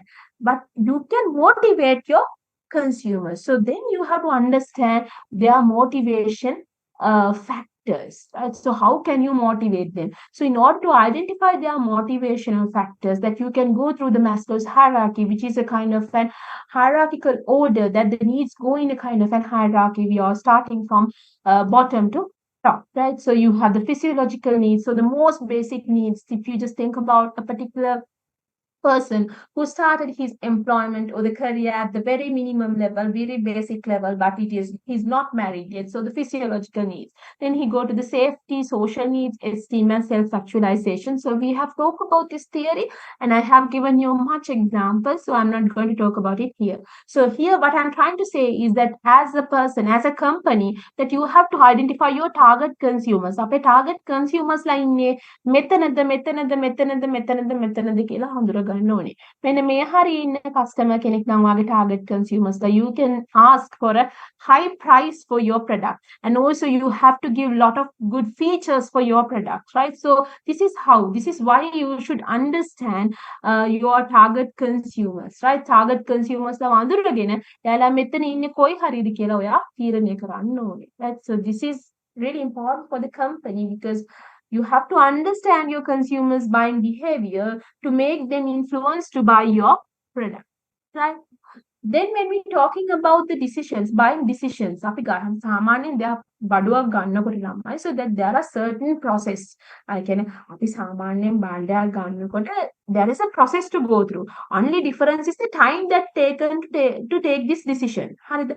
අපි සාමාන්‍ය process එකක් ගත්තාම purchase කරන්න දෙයක් ගන්න යනකොට පොඩි process එකක් තියෙනවා. අපි ඉස්සෙල්ලාම අපේ අවශ්‍යතාවය අඳුර ගන්නවා. So first we identify our need, then we search for the alternatives. ඔය වගේ අපි අඳුර ගන්නවා. ඒක මොන පොඩි භාණ්ඩයක් ගත්තත්, whatever the things that you're going to purchase, right? So whether it's a toothpaste or a Mercedes Benz car, right? So that you have to go through this process. The only difference is that the time that you take to make this decision. අපි ගත්ත toothpaste එකට අපි විනාඩි 5න් එකට වැඩි අඩු කාලෙකින් අපි තීරණය කරනවා මොකද්ද අපි ගන්න කියලා. ඒත් අපි Mercedes Benz එකක් ගත්තොත් it will take long time to make the decision, right? So that is there. So the time that you're going to take the decision, so that is based on the type of buying decision. So here, when it comes to whatever the things that you're going to purchase in your day-to-day life, so that can be categorized into 4 categories. අපි 4 categories group 4කට අපේ purchases වෙන් කර ගන්නවා. That is based on the involvement as well as the brand differences, right? අපේ brand අතර තියෙන difference එකයි ඊළඟට involvement එකයි කියන දෙක මත. So the based on the involvement කියන්නේ මොකද්ද? මේ customer ගේ involvement එක, අපේ involvement එක මේක purchase කරන්න. So based on these stuff that you categorize the buying decisions into 4 categories. So the first one is the complex buy. Complex buying කියලා කියන්නේ ළමයි දැන් අපි ගත්තොත් let me find it tools.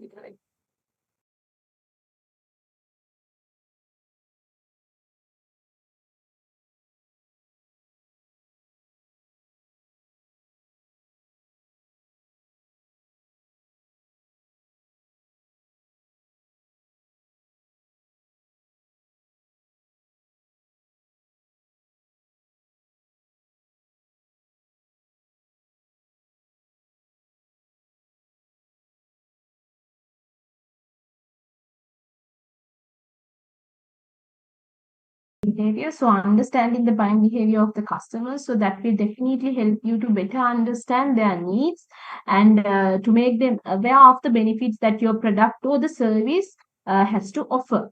Right? So when it comes to a lot of people that they go into buying decisions on emotions. Rather than facts that you have. සාමාන්‍යයෙන් අපි හැමෝම fact වලට වඩා information gather කරනවට වඩා මොකක් හරි emotionally මොකක් හරි empathetically මේ වෙලාව තමයි purchase එකක් කරන්නේ, right? So they may buy the first thing that they see, right? So even if it is not really what they need, right? So a way to handle this is to use both information and emotion as a consumer. So that is something different, right? So anyway, so what are the 4 types of consumer behavior? So there are 4 types of consumer behavior. So the first one is the complex buying behavior. So the next thing is the dissonance reducing buying behavior. Then the next thing is the habitual buying behavior, and then the variety seeking buying behavior, right? So these are the 4 stuff.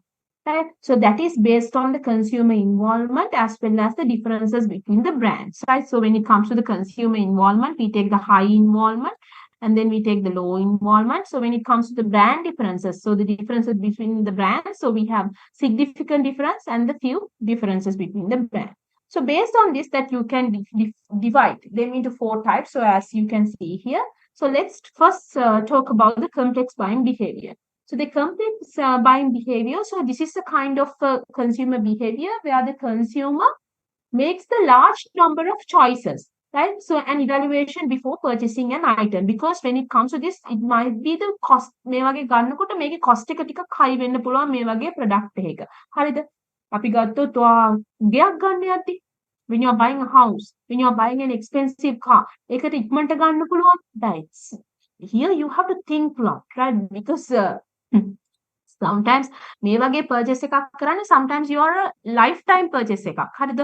2 or 3 times, maximum 2 or 3 times in your life, right? So you have to do this very carefully. So it can be considered as a process that includes several cognitive and effective and behavioral stages, right? So that the buyer, that they have to goes through different cognitive and effective behavioral stages before they make the purchasing decision, right? So that is there. So if you just think about buying a house, right? So you have to decide whether you want to buy a house or not first, right? And if you feel like that you need to buy, which type of a house that you want to buy. So there may be many options available, such as finding the right location to your home, finding the right amount of land that will suits your needs, and you have to decide on what type of flooring material that you want in your home, and you have to figure out how much it will cost for renovation. So there are lot of things.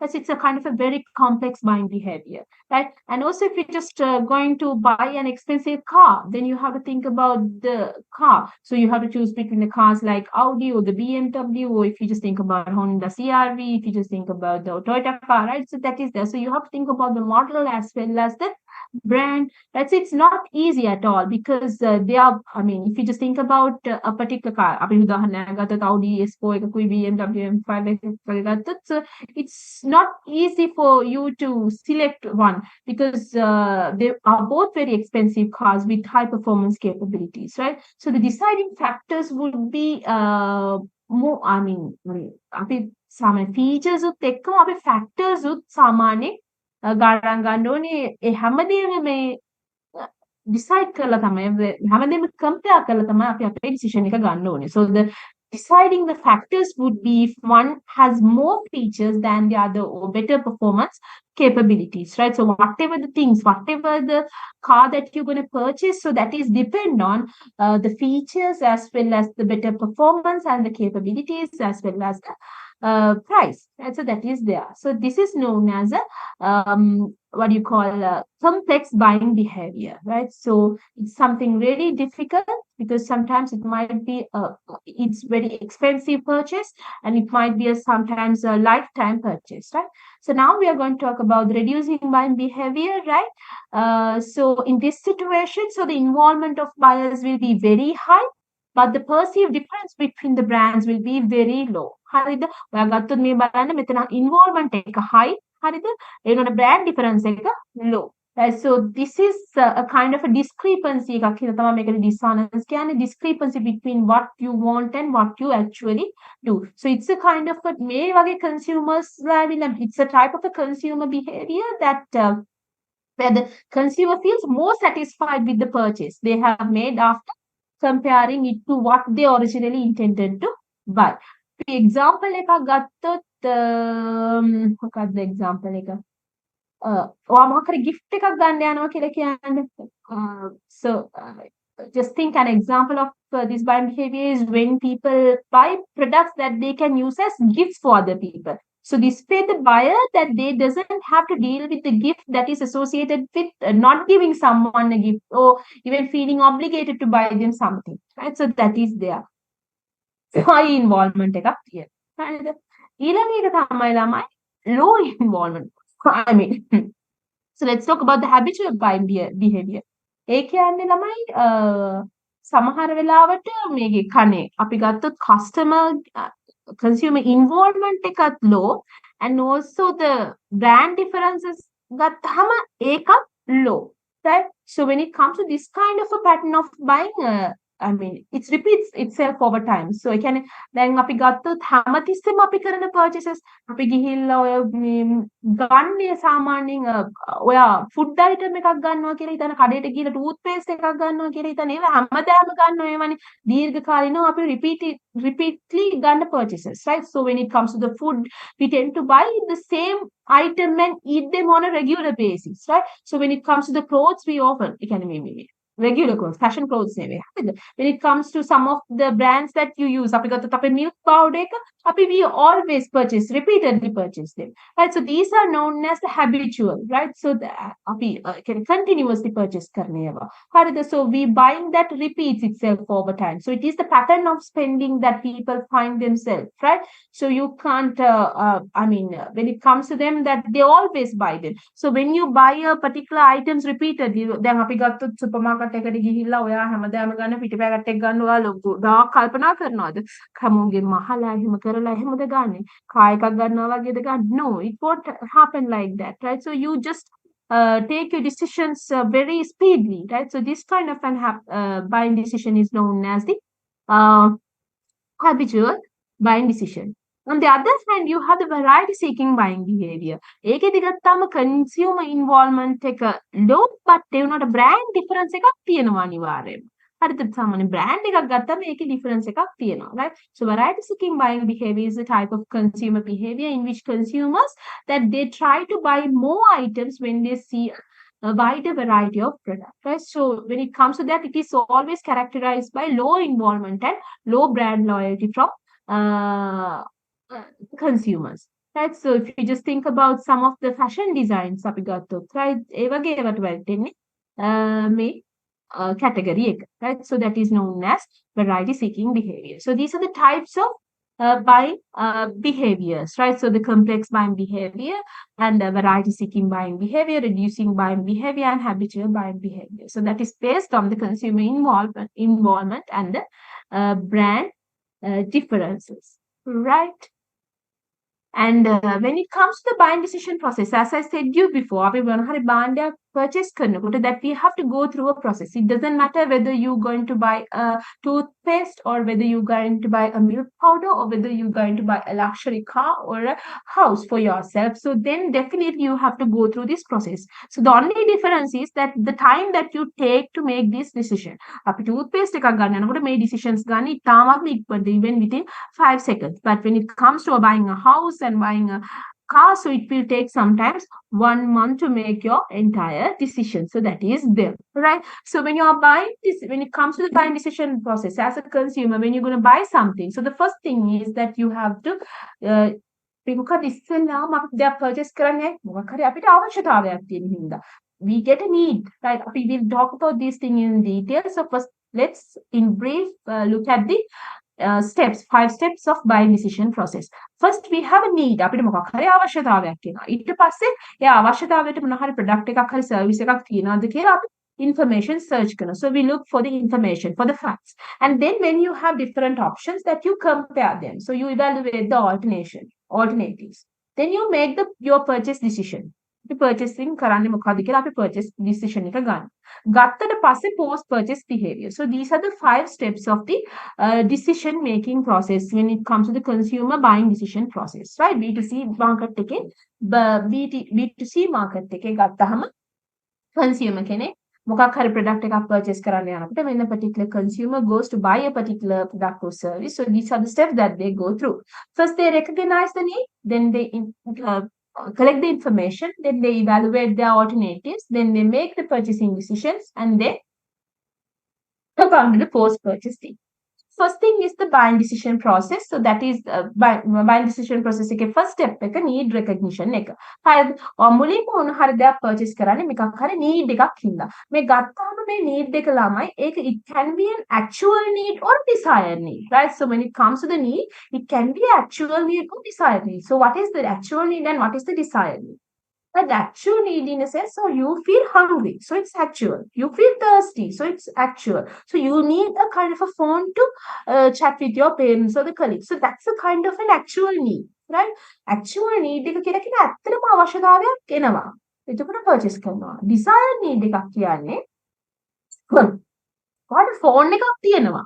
හැබැයි අලුතෙන් අපේ model එකක් දානකොට දැන් ඔයාලට හිතෙනවා TV එක advertisement එක දැක්කට පස්සේ ඔයාලට of course I need to buy this one. So it's a kind of a desired state, right? So that is due to an external stimulus. මම කියන එක තේරෙනව නේද?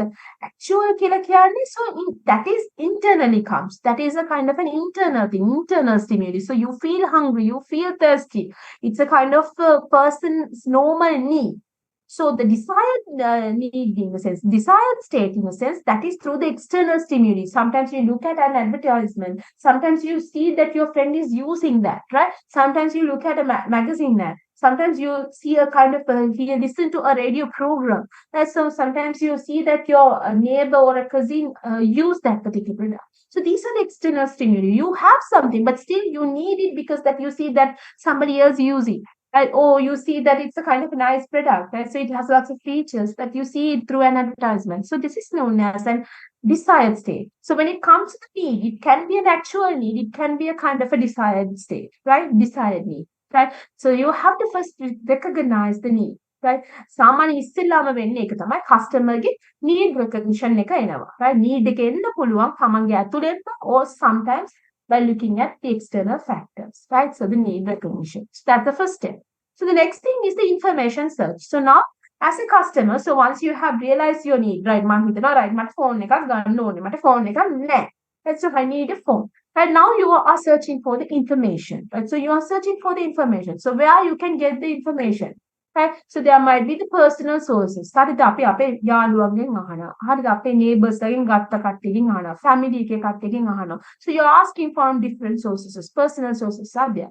Then you have the commercial sources. Now the commercial sources කියලා කියන්නේ. So you look at the advertising programs. So you talk about the sales people. while මිනිස්සුන් sales කඩේකට ගිහිල්ලා අබාන්ස් එකට ගිහිල්ලා අහනවා. ඊළඟට අපි ගිහිල්ලා අපි ගත්ත phones තියෙන තැන්වල green එක ලංකාවේ ගිහින් තැන්වල ගිහිල්ලා අපි අහනවා. ඊළඟට අපි catalogs බලනවා, right? So you look at all these stuff, commercial sources. And you're looking for the public sources. අපි බලන consumer rating වලට ගිහිල්ලා reviews ගිහිල්ලා බලනවා. So everything is there. So you just go through the mass media. Someone's video is on. If you can switch it off, it would be nice. Right? So you go through this mass media, so the consumer rating groups, reviews barna, right? So that is their public sources are there. And also the experiential sources, right? සමහර වෙලාවට ඔයගොල්ලෝ ගිහිල්ලා ඔයගොල්ලෝ දැක්කලා ඇති ඔයාලට exhibition වලට ගියාම එහෙම සමහර වෙලාවට ෆෙයාර් එකකට ගියාම ඔයාලට හැන්ඩල් කරන්න දෙනවා ප්‍රොඩක්ට් එක යූස් කරලා බලන්න කියනවා. right? අර ගේමින් වලට ගියාම කියන්නේ අමෙක් ගහලා බලන්න හොඳ නම් ගන්න කියලා. right? That they gives you the chance, that they gives you the trial. අර සමහර වෙලාවට ෆුඩ් සිටි එකට ගියාම කියන්නේ මේක පොඩක් කාලා බලන්න හොඳයිද කියලා හොඳයි නම් ගන්න එහෙම කියන්නේ. So that is there. So the personal sources, commercial sources, public sources, experiential sources are there. So this is how you're going to collect information. මේ විදිහට තමයි ඔයගොල්ලෝ ඔයගොල්ලන්ගේ information collect කරන්නේ. හරිද? ඉස්සෙල්ලාම customer කෙනෙක්, consumer කෙනෙක් ඉන්නවා. එයා need එක identify කරගන්නවා. ඒ කියන්නේ මට අවශ්‍යතාවයක් තියෙනවා කියලා එයා තේරුම් කරගන්නවා. He realized that he has a need. So that might be through the internal, or sometimes that might be through your, one second.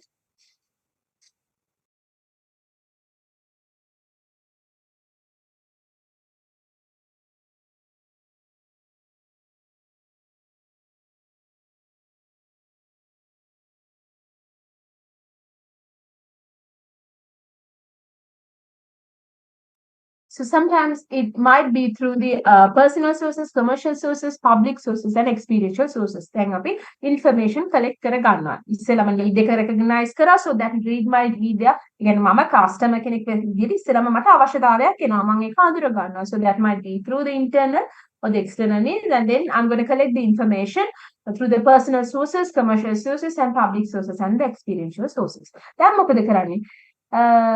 ඊට පස්සේ අපි ඒක හඳුනගෙන ඊට පස්සේ අපි ඒක හඳුනගත්තට පස්සේ අපි ඒව කම්පෙයාර් කරනවා. දැන් ඕන මාකට් එකේ ගොඩාක් තියෙනවා personal sources information අනම්මනම් වලින් අඳුරගෙන අපි කම්පෙයාර් කරනවා මේ ටික. ඒ කියන්නේ දැන් අපි information ගත්තා. අපි දැන් බලන්න හරි අපි purchase කරන්නේ මොකක්ද? So we evaluate, we compare them. දැන් මම ගත්තාම phone එකක් මම බලනවා brands තියෙන්නේ මොනවද? Samsung තියෙනවා, Huawei තියෙනවා, Apple තියෙනවා, තව මොන જાතිත් තියෙනවා. හරිද? phones brands ගොඩාක් තියෙනවා, right? මේවයි මම බලන product attributes. So what are the features? What are the quality? What are the prices? Right? So then I think about the, one second.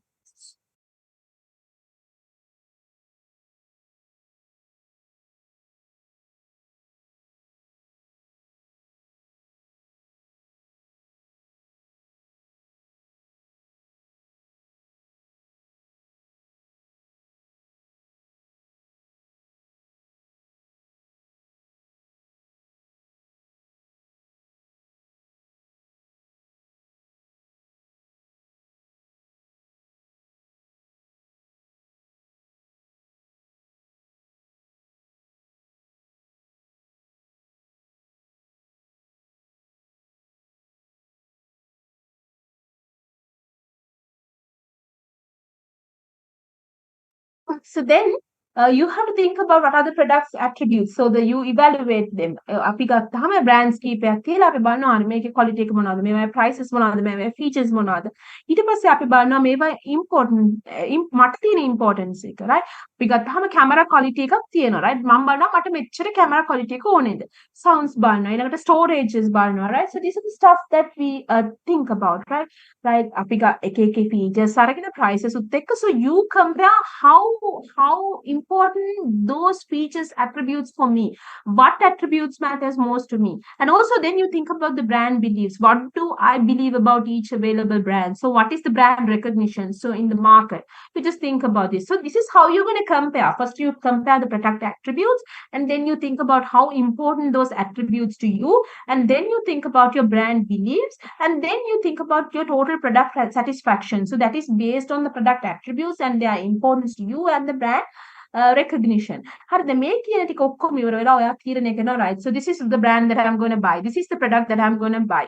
Right? මේ brand එකේ මෙන්න මේ model එක තමයි මම use කරන්න යන්නේ, purchase කරන්න යන්නේ. So you evaluation and you make into a decision. So once you have come to a decision, now you're going to make the purchase. දැන් අපි purchase කරන්න යනවා. මේ purchase කරන්න යනකොට purchase decision එක සමහර වෙලාවට unexpected situation එකක් වෙනස් වෙන්න පුළුවන්. දැන් අපි හිතන් යනවා, right? මම මේක තමයි purchase කරන්න කියලා අරගෙන කියලා හිතාගෙන යනවා. හරිද? ගියාට මාකට් එකට ගියාට, කඩේට ගියාට පස්සේ, shop එකට ගියාට පස්සේ that they said it's not available. අපිට කියනවා හරි ඔයාව ඉල්ලන එක නෑ. හැබැයි salesman කියනවා right මේක වෙනුවට මේක තියෙනවා. මේකේ නියමයි features ටික ඔක්කොම ඔය වගේමයි. මෙච්චරයි තියෙන්නේ. ගානේ පොඩි වෙනසක් තියෙනවා. So this is good කියලා. Sometimes so you just change your entire decision and buy that product, right? So that is there. Samarata stock එක available now, right? Color එක available now. So then you change your purchase decision, right? So even at the point of making the purchase, sometimes right after go through all these 3 steps, right? Need identify karla, information search karla, evaluate karla, right at the point of making the purchase, even you change your decision, right? So you buy something else, right? So then you purchase your product.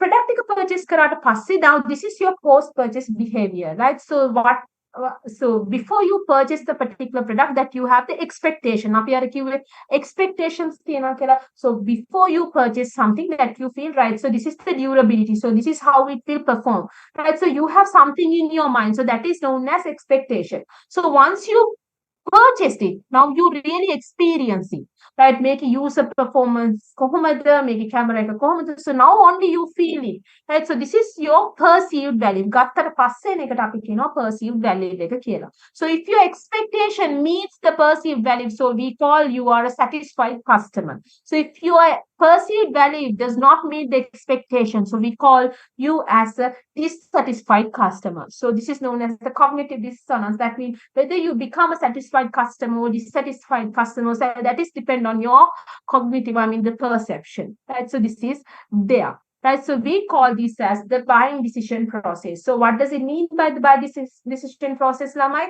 So when it comes to the consumers, when you are buying something, that you go through 5 steps. So first you recognize the needs. So then you recognize the needs. Then you collect the information.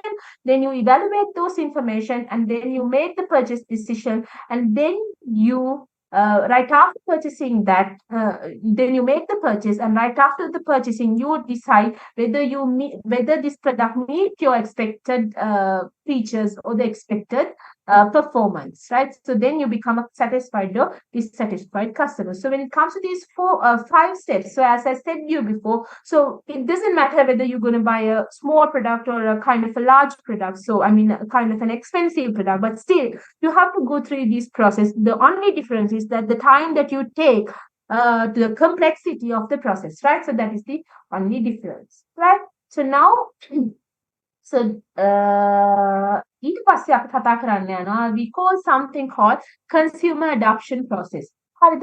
ඒ කියන්නේ ළමයි when it comes to the consumer adoption process එක කියලා කියන්නේ it's a kind of 5-step mental process, right? So when it comes to the people, right, the customers, that they have to when it comes to the customer, that they are moving from cognitive state towards the emotional state, that finally reach finally make their buying process, right? So that is there. So the stages of the consumer process, in a sense, that we have five steps. So the consumer adoption process, it's a kind of marketing tool that the marketeers used in order to identify the different stages uh, uh, that you need to complete in order to make the purchase done, right? So make consumer adoption process කියලා, right? That there are five steps. So the first one is the product awareness. පළවෙනි එකට අපි කියනවා product awareness එක කියලා. Product awareness එක කියලා කියන්නේ මේ කියන්නේ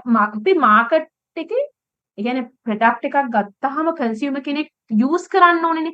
මේක use කරන්න පටන් ගන්න ඉස්සෙල්ලා මෙයා process එකක් through යනවා. ඉස්සෙල්ලාම එන customer අඩුම තරමේ ඔයාගේ product එක දන්නේවත් නැති customer කෙනෙක්, right? So this customer, the customer that who comes without knowing your product should use and repeat purchases, right? So this is how it should go, right? So how you can do it, right? In order to do that, you have a kind of a process with five stages. So we call this as the adoption process. So the first step is that you have to make them aware. Right? So the product awareness. So you have to introduce your product. So right, introducing the product in the market and creating awareness for that product is the first stage of the consumer adoption process. Right? When it comes to the companies, that they invest a lot of money in creating awareness, informing the consumers and customers. Right? So that is there. So creating product or brand awareness. So that is very important for the success of your entire business. Right? So the making customer aware of the existence of the product. So you have to tell them that our product is exist, right? So you ensure that the entire existence of the company, right? So this awareness. So the companies that they might use many advertising techniques and marketing materials, right? So if you just think about the teasers, if you just think about the videos, banners, images, that there are a lot of tools that they use to make this awareness, right? So the companies that they may use many interesting ways to engage the consumers in this space. When it comes to the product and service marketing, right? So you try to create a kind of a strong, attractive presence for the newly launched product, right? So then you can attract more customers, right? So if you just think about this era, in modern era, we have internet marketing and we have online shopping and social media advertising. So the marketers that they have many advertising tools that is available to create awareness about their products to the customers. So the next thing is the interest. Now the customers know your product. Now they have to buy. In order to make them buy, that you have to create interest, right? So product interest is there. So during this phase of the adoption process, so the consumers becomes more aware and informed, that they know the fact about the product itself. So that they know the value that the product delivers, then they know the unique features, and they know the manufacturer of the product. Now you have to make interest. So the creating and maintaining the interest of the customer is very necessary for the companies, right? So this is why the marketers that they use the promotional channels that can be easily accessible to the target markets. අපි බලනවා මොනවද ඒගොල්ලෝ ads ද බලන්නේ, එහෙම නැත්නම් ඒගොල්ලෝ salon එකකට ගිය වෙලාවට පොඩි magazine එකක් දෙනවද, නැත්නම් ඒගොල්ලෝ gym එකට යන වෙලාවට පොඩි magazine එකක් දෙනවද? So you have to think about the way that you can interact with your target customers in order to create them, make their interest. Right? So the next thing is the evaluation, right? So the evaluation in the sense that the consumers search for the information about the product options and the brand available in the market. Then ඔයාගේ product එක ගැන දන්නවා, interest එකකුත් තියෙනවා, ඊළඟට එයා බලනවා, right, ඊට වඩා හොඳ market එකේ තියෙනවද, right? So that they search for the brand available in the market. So online surfing is there, right? So online surfing to learn about the new brands in the market. So that is very common nowadays, right? So the customers normally that they use social media channels, online shopping sites, sometimes other media channels, and they learn and they explore the products, right? So the consumers, most of the time that they use recommendation, that they use online reviews, that they use suggestions from online groups before making the purchase decision. So in this phase, the consumers that they identify the pros and cons of the product, right? So they get to know about the substitutes available in the markets, and they think about whatever the things that value for their money. අපේ සල්ලි ගානට හොඳ දේ ලැබෙන්නේ මොකද කියලා එයාලා compare කරනවා, right? Consumers outline the unique selling propositions. They identify what your product offer against other competing products, right? So that is known as the evaluation. So the next thing is the product trial. So in this phase, the consumer adoption process එක ගත්තාම in this phase that the consumer use the product on trial basis. ඒ කියන්නේ හරි අපි ඉස්සෙල්ලා මේක පාවිච්චි කරලා බලමු. හරි නැත් අයින් කරමු. එහෙම කියලා යන්නේ. හරිද? දැන් stick වෙලා නැහැ brand එකට. So you trying out the actual product, you gives the consumer the idea of the products and its benefits. So the trial is the most important stage because that the entire product acceptance and rejection, so that is depends upon the trial phase. ඔයා මේක ඉස්සරහට use කරනවද නැද්ද කියන එක තීරණය වෙන්නේ මේ trial එකේදී. So that the company can sometimes provide free samples and trial products as part of the marketing campaign. You might have seen that's in the Colgate's Good City and the Cool Keys. So when you go through these shopping areas, that sometimes people come and ask you to use some of the products, right? So that is there. Right? Free sampling available වෙලා තියෙනවා. Consumer expectation එක තියෙනවා. So the next thing is the adaptation. So the adaptation means that the consumer is now ready to adopt your product. Then trial නෙවෙයි. Then දිගටම ගන්න ලෑස්ති, right? So ready to adopt the product. So that means he is ready to actually spend money on your product. So the adoption phase is the most critical stage in the whole process, as the companies need to consumer to accept their products and completely adopt it. Now they won't change their brand, right? So the company needs to ensure that the available of your product. දැන් අපි ගත්තොත් Thailand අපි adapt වෙගෙන එනකොට product එක නෑ market එකේ. ඒකට අපි කලවත් වලට මාරු වුණා. දැන් හිතන්නේ මං හිතන්නේ ගොඩාක් customers Thailand නැතුව කලවත් use කරන්නේ ඒකයි. So the quality and the accessibility, so that has to be taken into your mind, right? So this is the adoption process, right? So you just go through the awareness, interest, evaluation, and trial and adoption, right? So that's there. Then when we are going to talk about the adoption and innovation process, මේකත් එක්කම අපි කතා කරාම ළමයි සාමාන්‍යයෙන් අපි product එකක් market එකකට දැම්මහම, right? product එකක් අපි market එකකට දැම්මහම market එකේ ඉන්න ඔක්කොම එකපාරට ඇවිල්ලා ඒක ගන්නේ නැහැ. හරිද? දැන් ඔයාලා බලන්නකෝ සාමාන්‍යයෙන් ඔයාලට මතක ඇතිනේ අර Samsung අර fold කරන්න පුළුවන් ෆෝන් එකක් දැම්මහම market එකට. එහෙම නැත්නම් අපි laptop එකක් ගත්තාම touch screen එකයි සහ 360 convertible එක අනිත් පැත්තට සම්පූර්ණයෙන් හරවන්න පුළුවන් ඒවා. ඕවා market එකට දැම්මහම මිනිස්සු ඔක්කොම එක ගන්න ගත්තේ නෑනේ. ඇයි reason එක? Because it's really expensive and there is a huge risk. Right? So when it comes to the market, so when you launch a particular product into the market, so then the entire market won't buy your things, right? So that there is a kind of a way of buying stuff. ඉස්සෙල්ලම market එකේ පුංචිම කෑල්ලක් තමයි මෙන්න මේ කියන චූටි කෑල්ල ඉන්න කට්ටිය තමයි හොරෙන්නේ. මෙන්න මේ කෑල්ල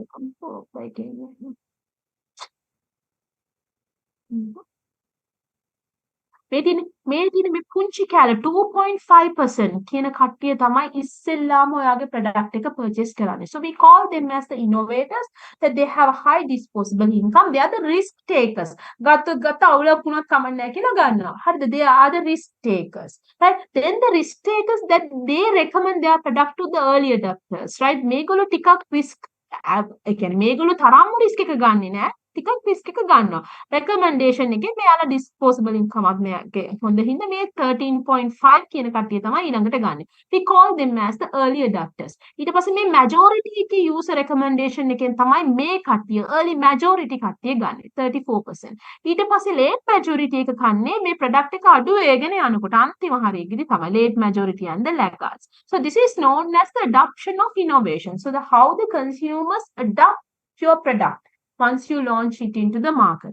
අපි market එක product එක දැම්මට පස්සේ දැන් මම මේ කිව්වේ මේ adoption එක වෙන යන විදිහ. right? මෙන්න මේ කට්ටිය මුලින්ම ගන්නවා. මුලින්ම ටක් ගාලා මෙන්න මේ කෑල්ලට එන කට්ටිය. හරිද? මේගොල්ලෝ තමයි ඉක්මනටම මේ කෑල්ලට එන්නේ. ඊට පස්සේ තමයි මේ කට්ටිය එන්නේ. ඊට පස්සේ මේ කට්ටිය. ඊට පස්සේ මේ කට්ටිය. So we call this as the adoption of innovation. Right? So that means the innovators, early adopters, early majority, late majority, and the laggards. Right? So now that the influence of the rate of adoption. අපි කොච්චර ඉක්මනට adopt කරනවද කියන එක තීරණය වෙන්නේ factors කීපයක් මත. So these are the stuff, right? So that means the first thing is that the lemon then 11යි වෙලාව තව විනාඩි 4ක් තියෙනවා මම කතා කළා අමාරු වගේ. So that just because of that what I'm trying to do is that I stop the lesson now and I'll be starting again after 30 minutes. අපි එක දිගටම පැයකමාරක් කරපු හින්දා 9 පටන් ගත්තේ මම 11 වෙනකල් දැන් කරා. නෑ 11 වෙනකන් ගත්තාම 9 ගත්තම පැය දෙකක් නේ. ඒ නිසා let's take 30 minutes break and we'll be here again at 11:30. 11:00 පටන් ගමු. 11:00 පටන් අරන් ඊට පස්සේ ආයි 11:00 එක වෙද්දී ඉවර කරමු. There is someone who's asking a question. No screen or no working it. Okay, let's stop the lesson for a while and we'll start back at 11:30, right? So the influence on the rate of adoption. So that means how fast you're going to adapt to a particular product. So that is depend on few criteria. So the first one is that if you just think about some kind of a product, so how superior the product to the existing product. So if you just think about a new product with new features, if it's really nice, so then the people will definitely adapt it fast, right? So that is there. The next thing is that when it comes to this innovation, this product, whether it's fit to the values and experience of the target market. So when it comes to the target market, so because the then අර touch screen එක යන එක convertible එක වෙන එක මේක අපේ target market එකේ requirement එකක්ද එහෙමනම් මන්ට use කරන්න පුළුවන් වෙනවා right දැන් අපි ගත්තොත් අපේ target market එක business market එක business community business professionals නම් මොකද වෙන්නේ ඒගොල්ලන්ට හැමතිස්සෙම lap එක tab එකක් වගේ use කරන්න ඕන වෙනවා so then it's really fit with their values and the experience so then that they will definitely adapt to this particular product, right? So then the next thing is the complexity. I mean, if the particular innovation, it's difficult to use, if it's not user-friendly, then there will be a difficult. You know, sometimes when you develop some softwares, because some software engineers are some a lot of softwares hadala dena companies එක මහා flexible මාරම හොඳ product එකක් but still it's not user friendly that's then the customers that they do not adopt that. Right, then අපි ගත්ත සමහර වෙලාවට pizza hut එකේ ඉස්සෙල්ලා තිබ්බ online එකට වැඩිය මේ දැන් තියෙන online booking එක ටිකක් අමාරුයි කියලා මිනිස්සු කියනනේ අර location එක ඉස්සෙල්ලාම select කරලා තමයි you have to go and make the delivery. So that is there if it's user friendly or not. Right, then the next thing is whether this product can be used on the trial basis. ඉස්සෙල්ලාම trial එකක් use කරන්න පුළුවන්ද because people think that the trial is something really important. So that is there. And also when it comes to the recommendation, whether you can communicate the usage and the benefits easily. සමහර වෙලාවට තියෙන features අපිට හරියට communicability එක අඩුයි. Right? So then there will be a problem. So if the communicability is high, if the relative advantage is high, if the compatibility is high, if the complexity is low, if the devisability is high, then what will happen is you can the adoption rate will be increasing, right? So, the time take to the adaptation will be reduced, right? So that is there. So here I have given you a kind of a review questions that is like state the 5 steps of consumer buying decision process. You know that first you identify the need and then you collect the information, then you evaluate this information and then you make your purchase decision and then the post-purchase decision. So these are the 5 steps of consumer buying decision. And then we go to the business markets and business buying behavior. We are going to talk about the business markets and business buyer behavior.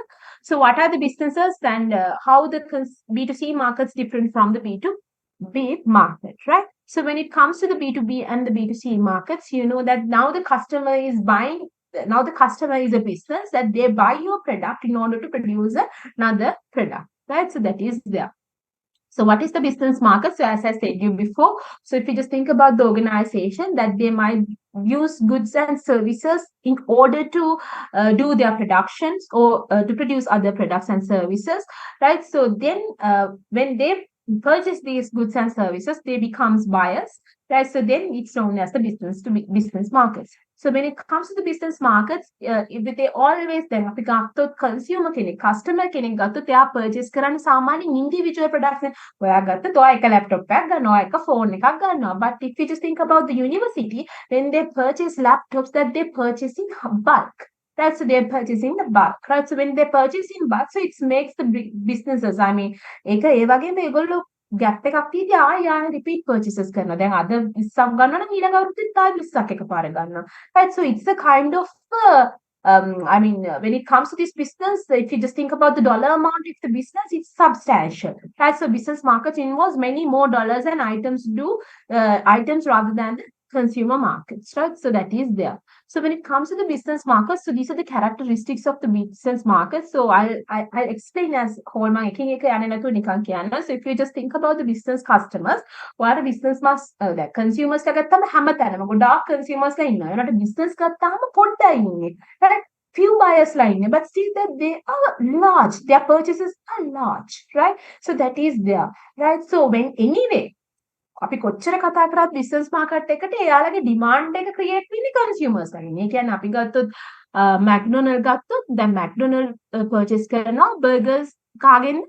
sorry burgers නේ McDonald purchase කරනවා meat farmers ලාගෙන. එතකොට McDonald වෙන්නේ business buyer කෙනෙක්නේ. මොකද ඒගොල්ලෝ meat අරගෙන මොකද කරන්නේ? They purchase the meat and they make burgers for their customers. එතකොට burgers වලට customers ලගේ තියෙන demand එක මත තමයි යාලා purchase කරන meat ප්‍රමාණය තීරණය වෙන්නේ. So ultimately at the end of the day, demand for the burgers, so that demand for the meat, so that is determined by the demand for the burgers. So that's what I wanted to tell. So the demand derived from consumers, right? So when it comes to the McDonald's, I think that I'm getting through to you. So when it comes to the McDonald's, they purchase meat from farmers, right? So they purchase meat from the farmers, then they prepare burgers, right? So when they are buying the meat, they are the customers. So it's a business. They are a business. They are using this meat in order to produce burgers. So when it comes to this business, right? So what will happen? The demand for the meat, so that is always depend on the demand for the burgers, right? So when the customers eat more and more burgers, then you have to buy more and meat, right? So in this business market, so the demand for the meat, so that is determined by the demand for the burgers. So that means definitely ultimately demand derived from consumers, right? So that is there. So this is what I wanted to tell. And also when it comes to the buying unit, so that is more complex, right? If you just think about the consumer කෙනෙක් අපි ගෙදර මොනවා හරි purchase කරන්න යනකොට මහා ලොකු involvement එකක් නෑනේ ගත්තොත් පාඩුව අපිට අපි ඒක මේවා කර ගන්නවා. But when it comes to the businesses, right? So when you are buying something, whether it make a loss or profit, so that is highly impact towards the business, right? So you have to answer for the your top management. So there is a kind of a huge process that you have to go through certain formalities in order to make purchase. අපිට proposal එකක් දෙන්න වෙනවා, ඒව accept කරන්න වෙනවා, ඔය ඔක්කොම through තමයි යන්න වෙන්නේ, right? So there is a kind of a huge complex process. And also when it comes to the people, right? So that now, as I said you before, when it comes to the transaction, it's huge, right? So the responsibility is huge, right? So the fraudulent activities might happen. So in order to avoid this, that there are a lot of people who involved in the process, because then the responsibility is diversified. I mean, responsibility is circulated or shared among the individuals. So there are lots of people who involved in this decision making process. And also when it comes to the people who involved, that they are expertise. We got the purchasing officer කෙනෙක් ගත්තොත් එයා මේකට expert, purchase කරන්න quality එක බලන්න, ඒවා බලලා technical capacities බලලා එහෙම තමයි එයා purchase කරන්නේ. So that they are expertise in this particular process. If you just think about the information collect කරන එක, how the information collect කරන්නේ, it can be a secretary. So rather than you, so that the particular secretary, so that she is expert in collecting information, right? So that is there, so that they are expert in their function. So that is also there. So more complex decisions, so process is more formalized. Buyer and sellers are more dependent on each other, right? So අපි ගත්තොත් McDonald's ගත්තොත් දැන් යාලා meat එක යාලගේ particular අත්‍යවශ්‍යම component එකක් burger හදන්න. So that they depend on the farmers, as well as when it comes to the farmers, most of their meat purchased by the McDonald's, right? So when it comes to them, then they depend on each other, right? So the buyers and sellers are more depend on each other, right? Just because of that, they build kind of a long-term relationship with customer, right? So that is there. So these are the characteristics of the business market. Sometimes that you might see that same decision-making units that you see in the consumer market also happens. Also see you can also visible in the B2B markets too. But still, the difference is the way that it happens and the expertise and the nature, right? So that is there. So due to the complexity, the things might be changed, right? So that is there. And then this is the business buying behavior. So if you just can recall the consumer buying behavior, now you can compare, right? So when it comes to the marketing, there's marketing stimuli, and instead of the buyer's black box, you have the organization's culture as well as organizational buying centers and their buying process and the buyer's response. So this is something very similar to the consumer buying behavior. The only difference is that way that influence. Right? So when it comes to the marketing and we see that how these factors impact, right? So when it comes to the marketing factors, there's the political, economical, and cultural factors. Sometimes there might be the trade barriers. Like apparel industry. Then we have to export. Although we produce the garments, in Sri Lanka that we don't have the raw materials for the garments, so we only provide the labor, right? So we export.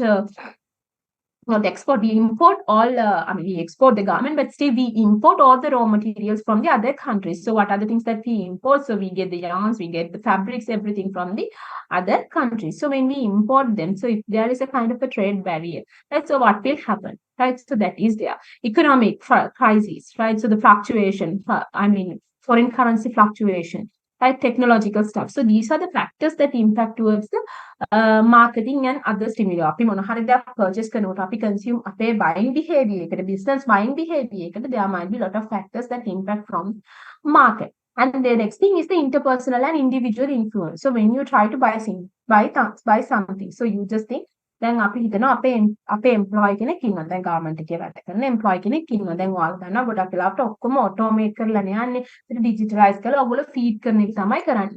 Employee කියනවා වැඩ කරන front end එකේ ඉන්නවා. There is an employee. So now he says, right, now this is not updated. Now it's time to update this software. So you have to purchase the new software because there are many problems in the current software, right? So then what you have to do, that you have to meet the IT manager, and then the IT manager recommend it to the CEO. So whether you can get the new software development, so that is depend on the relationship between you and the CEO. CEO එච්චර techno drive කෙනෙක් නැත්නම් යා කරගන්න පුළුවන් බොරු වැඩක් දැන් මේකකට යන්න එක පොඩි වැඩකින් කරගමු.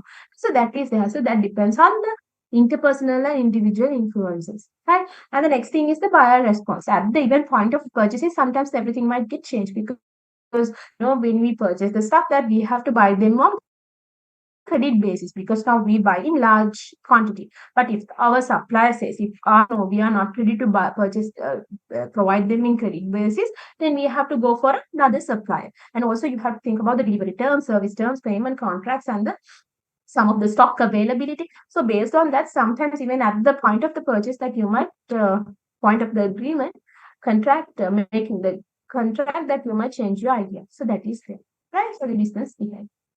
So when it comes to the business buying situation, you know that the involvement in decision making, so that increase based on the consumer buying behavior types, right? So we said that the complex buying behavior, dissonance buying behavior, habitual buying behavior. So if you can, variety seeking buying behavior.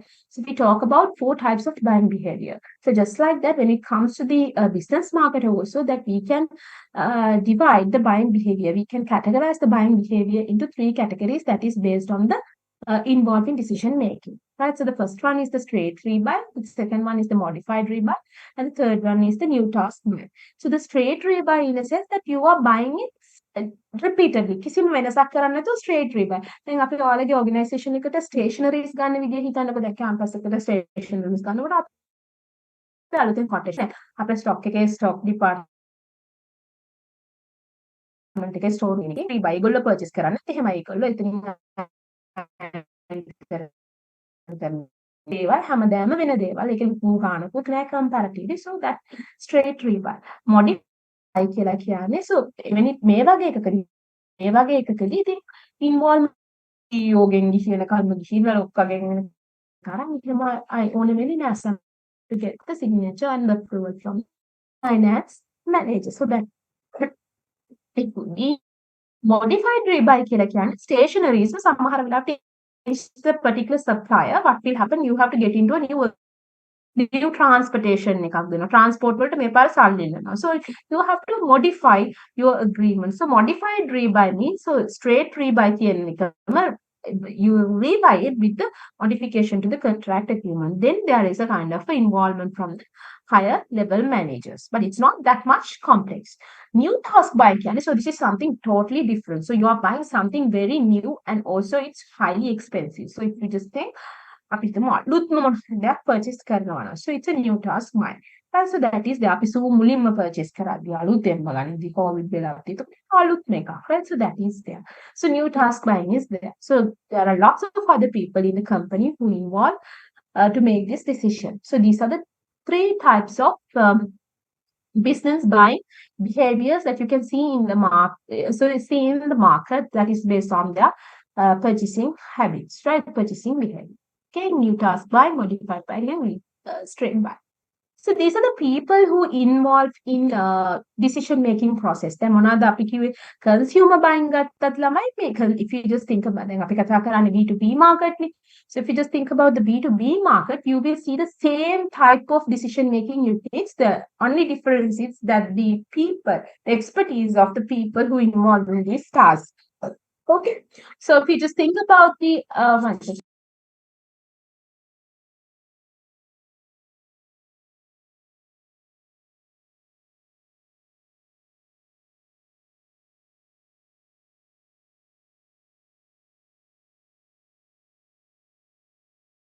so the decision, we call these as decision-making units. Where decision karganna kattita api kiyana decision-making units කියලා. So if we just think about the consumer buying behavior, if you just think about the consumer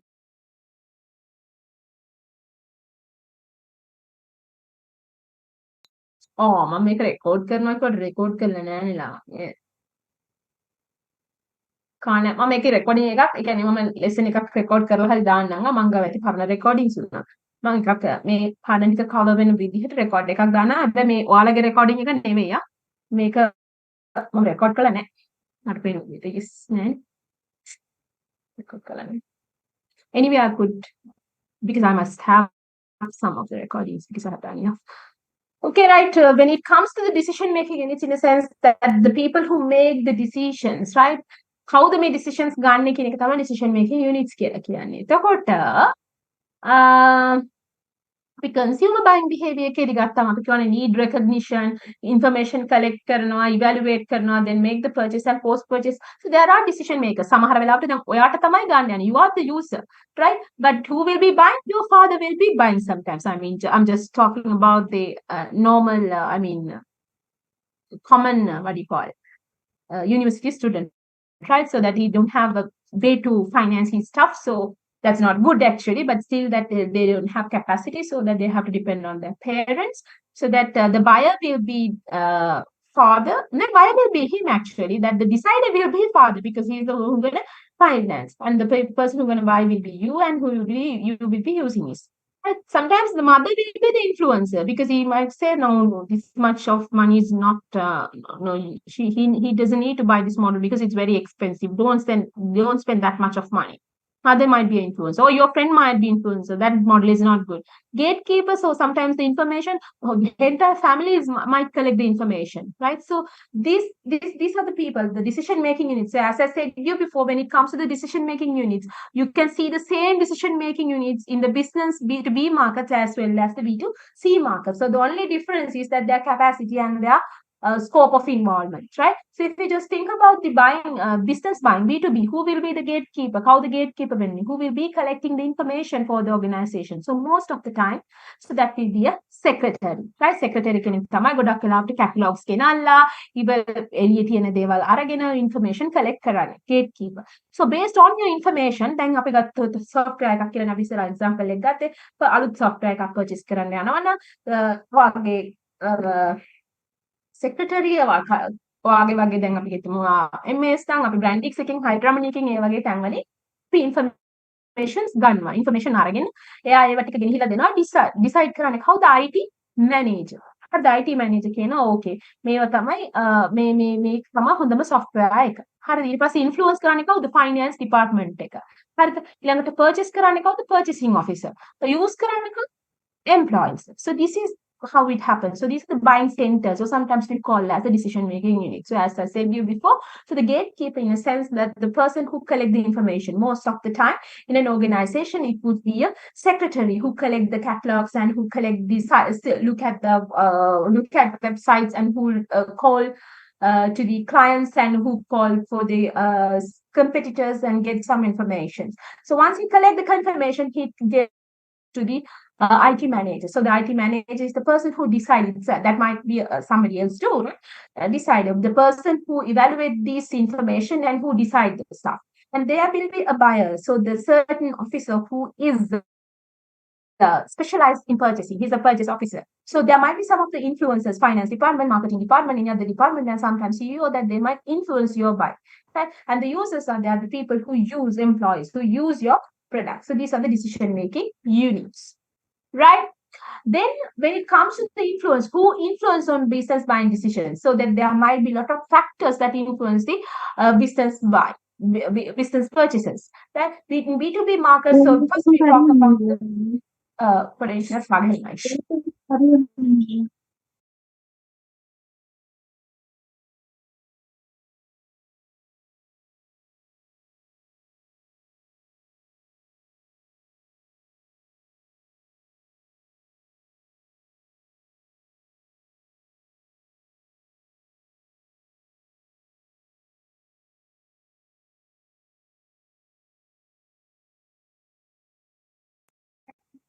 So if you just think about the environmental factors, the pest factors, so these are the factors that impact towards the business.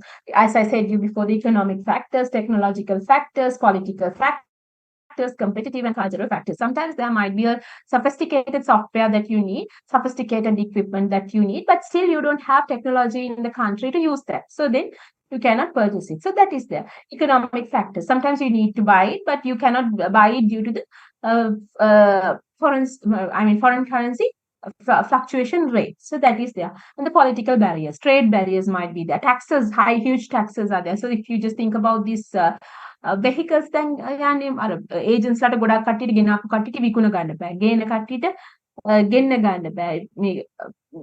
මේ cars වලට වෙලා තියෙන්නේ. So that is there. So the environmental factors, so pest factors.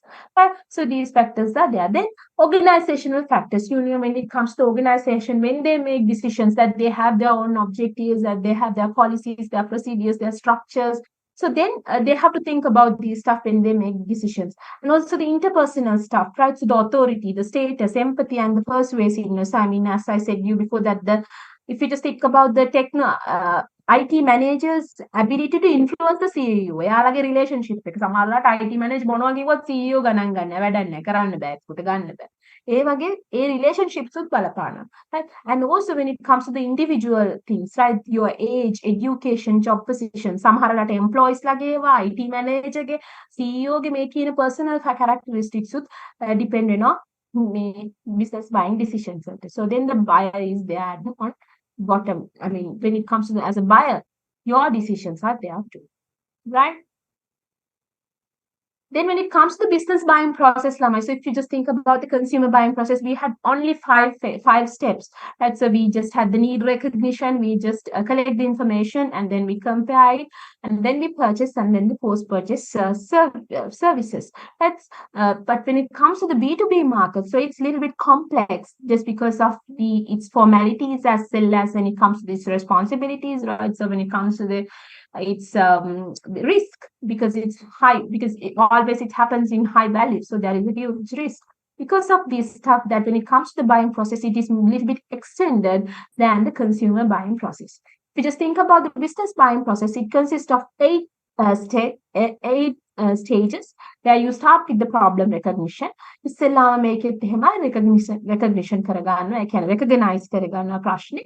issue එක සමහර විට ඒක company එකේ කවුද මෙයාගේ employee කෙනෙක්ගේ අතින් වෙන්න පුළුවන්, supplier කියන්න පුළුවන්. There are many certain ways that the problem is recognized. Sometimes අපි දැන් උදාහරණයක් විදිහට ගමු. employee කියනවා right මේක හරි අමාරුයි මේකට feed කරන්න බෑ. මෙතන හරි කරදරයි. So it has to be replaced. කියලා කියනවා. Right? So the problem has been recognized. එයා කියනවා මේක delay එකක් තියෙනවා. මෙන්න මේ machine එකේ තමයි අවුල තින්නේ. කියලා එයා කියනවා. Right? Then there should be a kind of someone who comes to this specifications වලට ඇවිල්ලා මොනවාද spec එක බලලා so that they have to give the general need description. මෙයා කියනවා හරි මෙන්න මේක තමයි මෙතන තියෙන ප්‍රශ්නේ. මෙන්න මේක තමයි මෙතන තියෙන issue එක.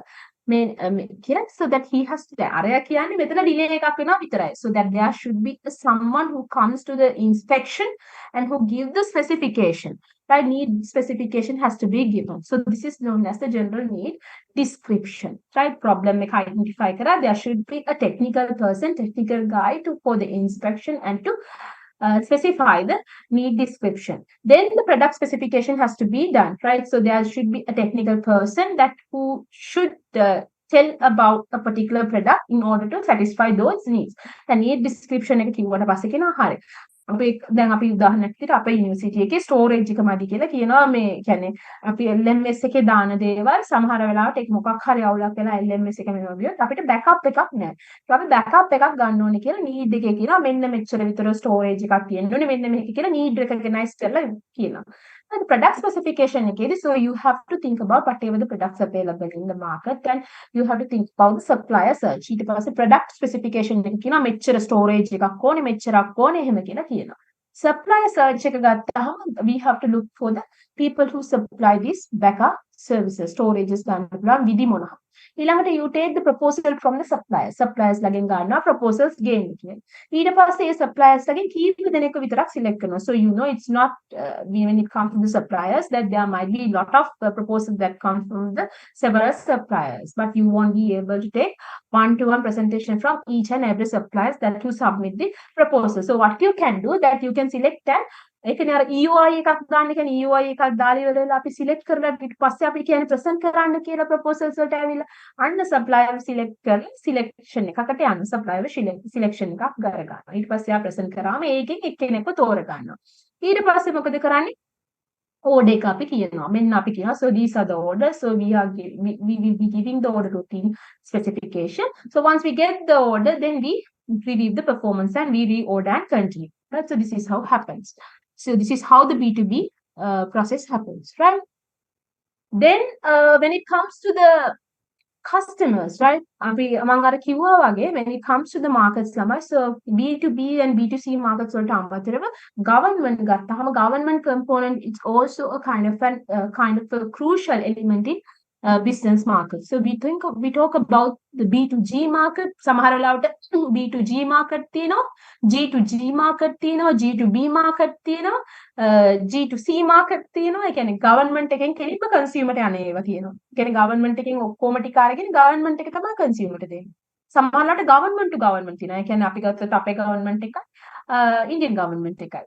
Government to government. සමහර වෙලාවට business එකයි government එකයි අතර තියෙන market, right? So that is there. So there might be the institutional market, there might be the government market. So I'm not going to take you deep into these markets because they are more specialized and there are many different chapters for these type of markets. So if you just think about the government market, you know that the procedure is a little bit complex, that you have to go for the tenders, you have to get the bids, you have to get the public reviews, සමහරට notice කරන්න ඕනේ paper එකේ දාලා objections තියනවාද කියලා බලන්න ඕනේ public එකේ සමහරට cabinet papers උත් දාන්න ඕනේ වෙලාවල් තියනවා right that is there right so negotiate ඔක්කොම කරලා ඔරඩක් කරන්න so that is something else right. So here, as a review question that I have given you to state two factors that influence the business buying behavior. So if you can remember, we have talked about the environmental factors, we have talked about the personal factors, we have talked about the some of the demographic factors of the decision-making units. So these are the factors that impact, you can write about any, right? So with that, we have come to the end of B2B's market and the B2C market. So let's go for one more chapter and let's try to finish by 12:30, right?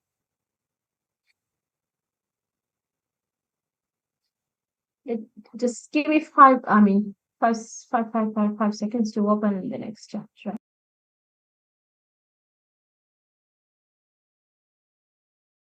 When you're talking about the marketing mix, I'll be stick to um, four pieces. Like we will not be covering the extended pieces or the 7 pieces because you will be able to study that in degree level. So we will be doing only the 4 pieces, that is product, price, place, and promotion. So let me start with the product first, right? So let me start with the product. So that is we will be talking about the products and service strategies. So what are the products? Product එකක් කියලා කියන්නේ මොකක්ද? අපි කියවනේ. So when we're talking about the marketing, we said that we have to answer 5 questions කියලා. So in order to identify the concepts of the marketing, like we have to identify 5 questions. We have to answer the 5 questions. So the first one was what motivates consumers to buy things. So that is the needs and wants. And then we talk about how the companies can satisfy the customers' needs and wants. So we said that the products and services. The product and service එකක් කියලා කිව්වේ මොකක්ද? Product එකක් හරි service එකක් කියලා කියන්නේ. So that is anything that could satisfy or offer for a customers to satisfy their wants and needs, right? So then it comes to the particular product, so that offers something that customer can use it, consume it in order to satisfy their needs and wants. So when it comes to the product, product it can be either physical product or a service. Sometimes it might be a person, sometimes it might be a place, sometimes it might be an organization. දැන් උදාහරණයක් ගත්තොත් ඔයගොල්ලෝ tourism destination එකක් විදියට තැනකට යනවා නම් සීගිරිය වගේ තැනකට ගියොත් ඒක තමයි ඒ වගේ product එක. Organization එකක් ගත්තොත් ඔයාලා NGO එකකට මොකක් හරි එකක් service එකක් ගන්නවා නම් ඒ NGO එක තමයි ඒකේ product එක. මොකක් හරි කාගේ හරි consultant කෙනෙක්ගෙන් idea එකක් ගන්නකොට ඒ idea එක තමයි ඒ වෙලාවේ product එක. So it's when it comes to product, it might be a kind of a product, service, person, place, or organization. Sometimes the kind of a combination of this. If you just think about airline, so you have the product, so that is seats are there, food is there, right? So yeah, and as a service, you have the airline service, right? They will be taking you from one destination to another destination. So that's a service, right? So that is there. So that's how we're going to talk about the product. So at then we will be talking about that the product, when it comes to the how the products different from the services. And අපි ඊ සතියේත් ඇත්තටම කතා කරා products කොහොමද services වලින් වෙනස් වෙන්නේ කියලා. Right? Now we are going to talk about the product levels. Product levels කියලා කියන්නේ ළමයි. So when it comes to a product that it goes through several levels. It's a kind of a hierarchy. So are you starting with the within 1 second. maybe මෙතන පටන් ගන්න මෙන්න මේ ඉඳන් hierarchy එකේ උඩට යන විදිහට. ඉස්සෙල්ලාම පටන් ගන්න core product, generic product, expected product, augmented product and the potential product. Right? Core benefit එකක් කියලා කියනවා නම් let's take an example. So then it would be clear for you. අපි example එකක් අරන් කතා කරමු. එතකොට ඔයාලට මේක පොඩ්ඩක් තේරෙයි. Right? So the first thing is the core benefit. ඒ කියන්නේ ඉස්සෙල්ලාම when you are buying a particular product that you try to satisfy your core benefit, core needs. ඔයාගේ core need එකට satisfy වෙන්න core benefits ඒගොල්ලෝ අපිට then known, right? So that is known as the core benefits, right? So just think about an occasion, a situation where you're going to buy a soft drink. It might be a cola or Pepsi, right? Pepsi එකක් හරි cola එකක් හරි ගන්න වෙලාව හිතන්න. So the core benefit එක කියලා කියන්නේ, so that is the service or the benefit that the product is offering. So if you just think about a soft drink, that the consumer is buying the product in order to quench the thirst. අපේ අපිට thirsty ඒ හින්දා අපි මොකක් හරි දීලා ඒ thirsty එක නැති කරගන්න හදන ගිය restaurant එක හරි dining කරන වෙලාවකදී or hotel එක හරි holiday එක හරි. So that is our need. So this is our core benefit. So you need something to drink, right? So the core benefit. So what is the basic product that you're looking for? හරිද මේ core benefit එක තමයි then you need you're thirsty and you try to quench your thirst through the drink, right? So what is the basic product that you need now? Generic product එක මොකක්ද? Basic product එක. එහෙම නැත්නම් generic product එක. So you need this represent all the qualities of the products that you're going to get, right? So the core benefit triggers the basic product, right? So if you just think about a soft drink, so what are the basic requirements? So it has to be a soda, fizz and sweetened product, right? So that is a cola or Pepsi, right? So that is there. So this is your basic product. Then you have the expected product. So that means that refers to all the benefit that consumer expect to get when they purchase a particular product. Consumer expectations, right? ඉස්සෙල්ලාම තිබ්බේ core benefit කියන්නේ මොකක් හරි product එකකින් දෙන benefit එකක් තියෙනනේ core benefit එකක් පෑනක් නම් ලියවෙන්න ඕනේ. ඒකනේ. ඒතර generic product එක කියන්නේ පෑන එක මේ බිය වෙනවා කියන එකත් ඇතුලේ තියෙන features ටික මොනවාද? හොඳට ලියවෙන්න ඕනේ. කටු ගහන්න බෑ. ink ටික flow වෙන්න ඕනේ. durability එක තියෙන්න ඕනේ. මැදදී නවතින්න බෑ.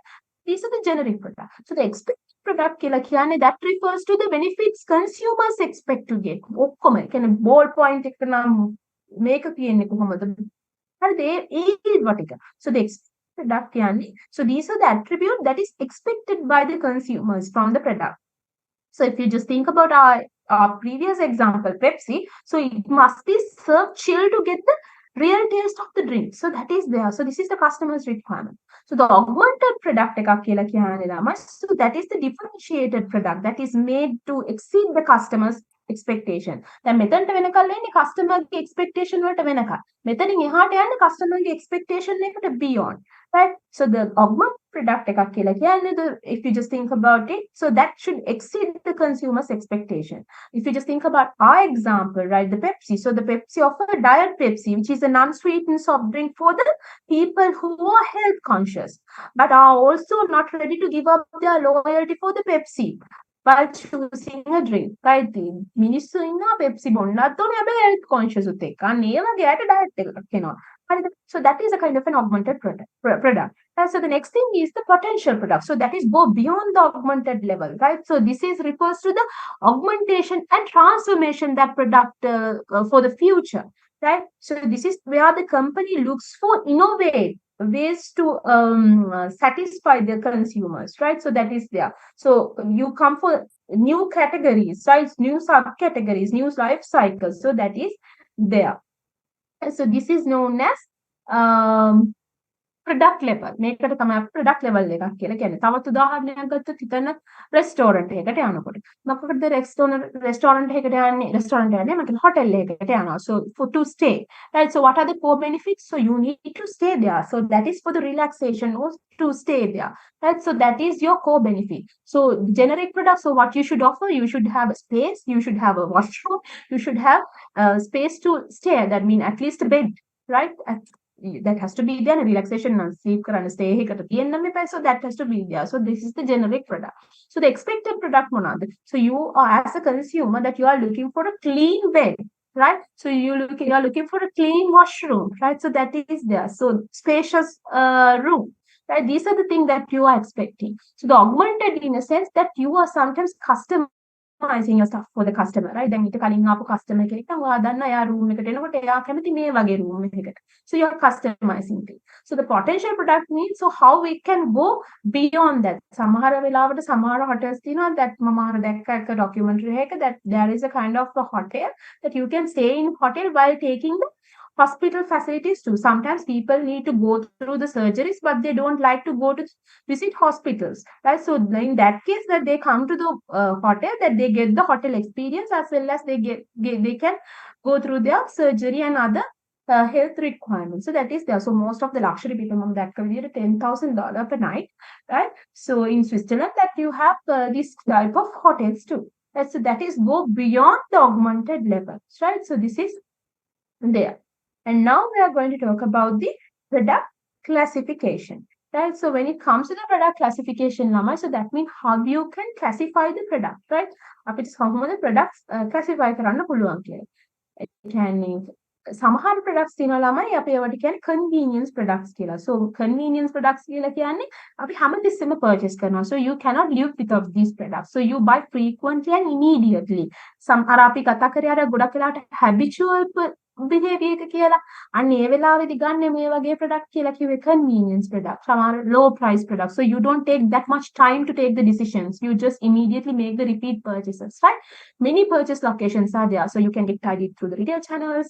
You can get it through the nearby small shops. So that's everywhere. So if you just think about your staple foods, your impulse goods, milk powder, those stuffs are everywhere, right? So newspapers and magazine, groceries and food items, soft drinks and snack goods and candy, right? Tissue, whatever the bread, milk, breakfast cereals, all these are coming under convenience product, right? So now we are going to talk about the shopping products. So these are the types of the products, right? මේ තියෙන පළවෙනි convenience product.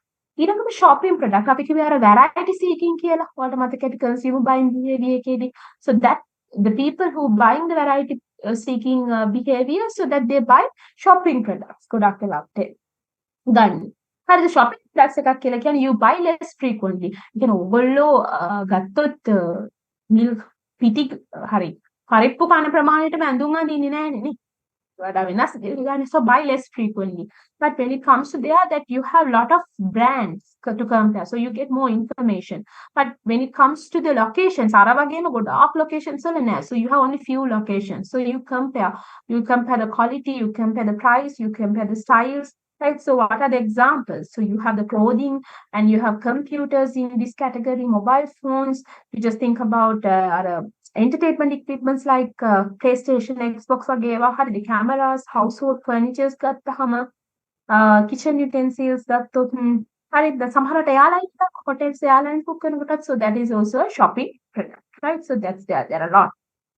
And the next thing is the specialty product. So what does it mean by the specialty product? So if you just think about some අරමංකිවේ ගොඩක් වෙලාවට complex product කියලා complex buying behavior එකක් කියලා කිව්වේ. So that is known as the specialty product. So when it comes to the specialty products, so if you just think about an expensive car, when you're buying a special jewelry, when you're planning for your wedding dress, right? So that is there. When you're buying a house, home, when you're taking a loan for your as a home loan, right? So that is there. And if you just think about the architect design house, right?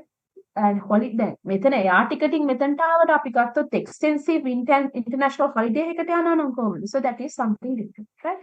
So then you have the unsold product. So the unsold product in a sense that where the customer involvement as well as the brand difference is low, right? So when it comes to this product, සමහර වෙලාවට ඔයා දන්නේ නැහැ මේ product එක තියෙනවද කියලාවත්. So in that case, it's a new innovation. Products, when it comes to the consumers, that they don't know that whether they need that particular product or not, right? So when it comes to this, you need to have a lot of advertising and personal selling. So if you just think about the life insurance, funeral insurance, අපි කවදාවත් හිතන්නේ නැහැ නේ ඒව ගැන. CCTV එකක් දාගන්න කියන එක අපිට හිතෙන්නේ පස්සේ, right?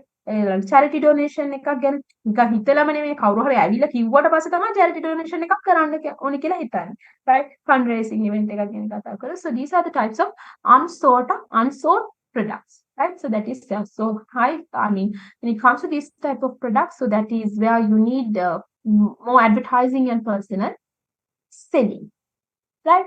So that is about the consumer products. So this is how we classify the consumer products. So අපි එවි කතා කළේ consumer buying behavior එක ගැන කතා කරනකොට අපි කිව්වේ complex buying behavior එකක් තියෙනවා කිව්වා, habitual buying behavior එකක් තියෙනවා, dissonance buying behavior එකක් තියෙනවා කියලා කිව්වා. හරිද? variety seeking buying behavior එකක් තියෙනවා. So මේ හතරට compatible products අතර තමයි අපි මේ කතා කරේ. And also when we're talking about the B2B market, we said that there may be B2C. When we're talking about the B2B market, we said that there are three types of rebuy, modified rebuy, straight rebuy. So just like that, when it comes to the product classification, so that there might be three types of products that you can see in business market. So that they have supplies and services, capital items, machines, materials, parts, product classifications, right? Now we are going to talk about the product classification for some of the other marketable entities, right? So if you just think about the organizations like, non-profit organizations, profit organizations, අපි ගත්තොත් මිනිස්සු විදියට ගත්තොත් person කෙනෙක් විදියට market කරන්න පුළුවන් කවුද? political person කෙනෙක්, sport figure එකක්, entertainer කෙනෙක්, ඊළඟට doctors ලා lawyers ලා ඔයගොල්ලෝ දැකලා ඇතිනේ. හරිද? ඊළඟට place එකක් ගත්තාම tourism destination, tourist destinations, business site එකක්. ඊළඟට social activities ගත්තාම අපි smoking, conservations, හරිද? pollute කරන්න එපා. So these are the product classifications, right? Now we are going to talk about the product mix decisions.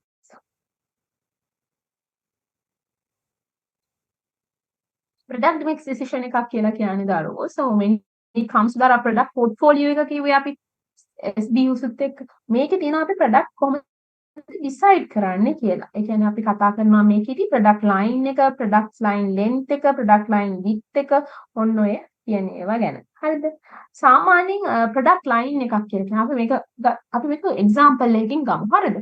දැන් Coca-Cola එකක් ගත්තොත් ළමයි so that there are two types of product SBUs, that is soft drinks and minute maids. So we call that as the product width. So what is the product width? That there are two things, that is soft drinks and minute maids. So the product width is 2. So the product in a sense that the width of the product, so that is the product is equal to the number of product lines within the company. Product line කීයක් තියෙනවද? මේ තියෙන product lines කීයක් තියෙනවද?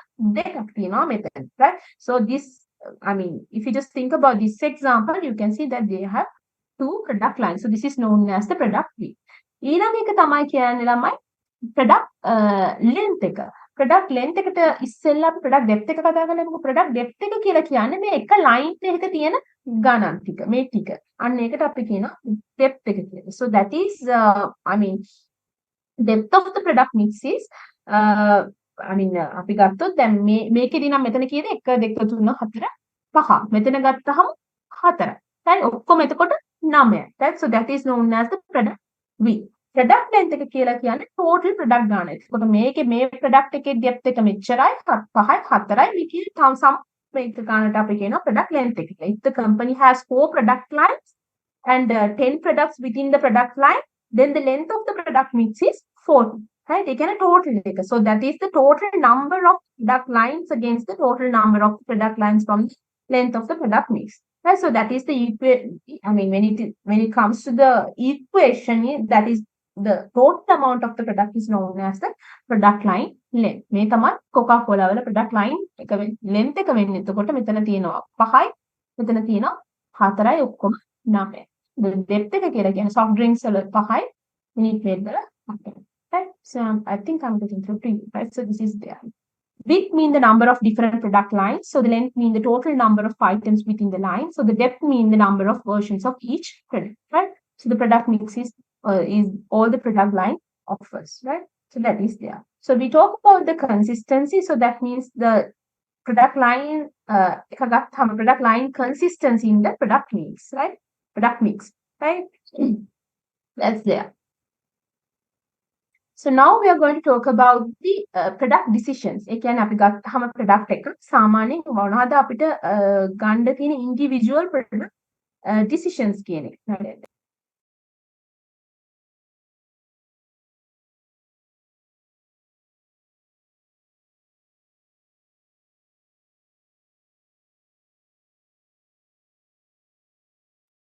Exactly. So when it comes to your organizations, so what are the decisions that you again අපි ගත්තාම දැන් අපි කියන්නේ marketing mix එකේ that there are 4 pieces කියලා product, price, place, promotion. Price, place and promotion. මේවයිත් අපිට ගන්න decisions තියෙනවා. So when it comes to the product, so what are the main decisions that the organization has to take? So these are known as the individual product decisions, right? So we will focus on the important decisions, right? So in here, what we try to do that we try to focus on the important decisions in the development particular product or service, right? So when we're talking about these decisions, Lamai, so that they are the product attributes, that how you're going to brand them, how you're going to package and label them, and then how you're going to add product support services. So companies, Lamai, when it comes to the companies, that they have to develop strategies for the each items of their product lines, right? So the marketers, that they make individual product decisions for each product, including the product attributes decisions, brand, packaging, labeling, and product support service decision, right? So that is there. So now we are going to separately talk about these individual product decisions. So the first one is the product attributes, then you have the brand, then you have packaging, labeling, and product support services. So we'll talk about them separately. So if you just think about the product attribute decision, so what happens? So the product attribute කියලා කියන්නේ. So the developing a product or service, so that means you have to define the benefits that it's going to offer. අපි මොකක් හරි product එකක් හදනකොට අපි කියන්න ඕනේ customer ට අපි මොනවද benefits offer කරන්න යන්නේ කියලා. So these benefits are to be communicated with the customer. සාමාන්‍යයෙන් මේවා අපි කියනවා quality එක, features, style and design කියලා. And the product quality එක. So product quality is the a major positioning tool of the particular product, right? Product quality gatta, it has two dimensions, right? That is the level and the consistency. Product quality right? When you are developing a product, so the marketers that they must first choose the quality level that will support the product position and the target market. So when you are talking about the product quality, so that means performance quality, right? So that means the ability of the product to perform its function. අපි ගත්තොත් පෑන් එකක් නම් කොච්චර ලියන්න පුළුවන්ද? හරි දන්නේ ඔය කැමරා එකක් නම් ඒකේ මේක අපි ගන්න quality එක වෙන්නේ. Right? So that is there. So the high quality mean high level of quality consistency as well as quality performance, right? So that is there. So this is known as the quality. ඊළඟට අපි කියනවා features. Features කියලා කියන්නේ මොකද්ද? What are the features? A product can be offered with varied features, right? So that there might be lots of model, one without, I mean, when it comes to the models, that they might be come with extra features, right? So you have to think about these stuff, right? So the next thing is the design. So when it comes to the design, so another way to add customer value is through a product style and design. So when it comes to some companies that they have reputation for outstanding styles and designs. You might have seen them. Someone are talking about make style like designs, so the product attributes. So it's a combination of the quality design and the features, right? So then we are going to talk about the brands. Brands so the brand means that is the brand it can be either name, it can be a sign, it can be a symbol or kind of a design or sometimes combination of these stuff, right? දැන් අපි Coca-Cola කිව්වම brand එක අපි ගත්ත ගමන් අපිට එනවනේ අතු පාට යම් කියලා තියෙන අකුරු ටික. So we get that into our mind. So the brands mean it can be a logo. දැන් අපි Olympic කිව්ව ගමන් අපිට round පහක් මතක් වෙනවා. Apple කිව්ව ගමන් Apple මතක් වෙනවා, right? So that is there. So the sign, symbol or design or combination of those stuff, right? So when it comes to the brand, so you have to think about the brand, that there is something important that you have to think about. So that is brand equity. Brand equity so that is the value of the brand, right? If you just think about the brand as a Coca-Cola, sometimes it says it's really huge, right? If you just think about the Coca-Cola brand value, අපි කියනවා ඒක මාර වැඩි සමහර companies වල turnover එකටත් වැඩිය වැඩි Coca-Cola brand value. So that is based on the extent to which it has high brand loyalty. So their name awareness, their perceived quality, their strong brand association, and some of the things like patents, trademarks, and channel relationships. So all these stuff are there. So the powerful brand names command strong consumer preferences, right? So then it's a kind of a powerful asset for the company. So that is there. So when you have a high brand equity, what will happen? May brand equity එක වැඩි වුණොත් මොකද වෙන්නේ? ඔයාගේ ඒකට තියෙන loyalty එක customer ගේ වැඩි වෙනවා. High consumer awareness and high consumer awareness එක වැඩි ඕන තැනක දැක්කොත් හඳුර ගන්නවා loyalty එක වැඩි, ඊළඟට මේකේ credibility එක වැඩි. දැන් සාමාන්‍යයෙන් ගත්තොත් නිකන් ගන්නකෝ laptop එකක් ගත්තොත් HP සමහරලාට ඔයාලගේ awareness එක මාර වැඩියි. අපි ගත්තොත් සමහර වෙලාවට ගොඩක් වෙලාවට අපි දන්නෙත් HP Dell වගේ කීපයක් විතර loyalty එකේ හින්දා අපි දැන් දිගටම පාවිච්චි කරනවා කියලා අපි loyal උත් වෙනවා. credibility කියන අපි හිතන RI මේක නම් durable කියලා අපිට නිකන් හිතෙනවානේ. ඒ brand එක හින්දා. So it's a kind of a good defense against the fierce price competition, you know. So that is there. So that's about the brand equity. So when you are having a brand name, so that is really, I mean, when you're having a brand, so that's, so that there is a huge advantages, right? So when you're having a brand, so you can consistently use these brands in promotional programs. So when your brand is anywhere, so then the customers can identify it easily. So ekama brand එක තියෙනකොටම ළමිනිහට durability එක නම් attribute එක ඒක attribute කියලා දානවා. ඒකනේ අපි කියන්නේ අර අපි ගත්තාම BMW කියලා ගත්තාම super driving experience කියන එක තමයි brand එකේ තියෙන්නේම. එතකොට ඒ attribute එක එතන තියෙනවා, right? That is there, right? The quality and the value. So that's there. Now we are going to talk about how you're going to select a brand name. That means, so when it comes to the branding, so there are several brand decisions that you have to take. The brand there are certain brand decisions that you have to take. Brand name එක select කරනවා ඊට පස්සේ brand sponsorship එක and brand strategy. So I'm going to stop by here ළමයි. ඊළඟ සතියේ අපි ඊළඟට පටන් ගන්නකොට පටන් ගන්න මෙතනින් because we have 3 weeks and we have completed almost 2 days and there is another day, another week to complete. So I'm going to stop from here. So we have to cover the product, price, place, and promotion. So those will be small lessons. With that, I'm going to wind up today's session. So if you have any question, you can ask.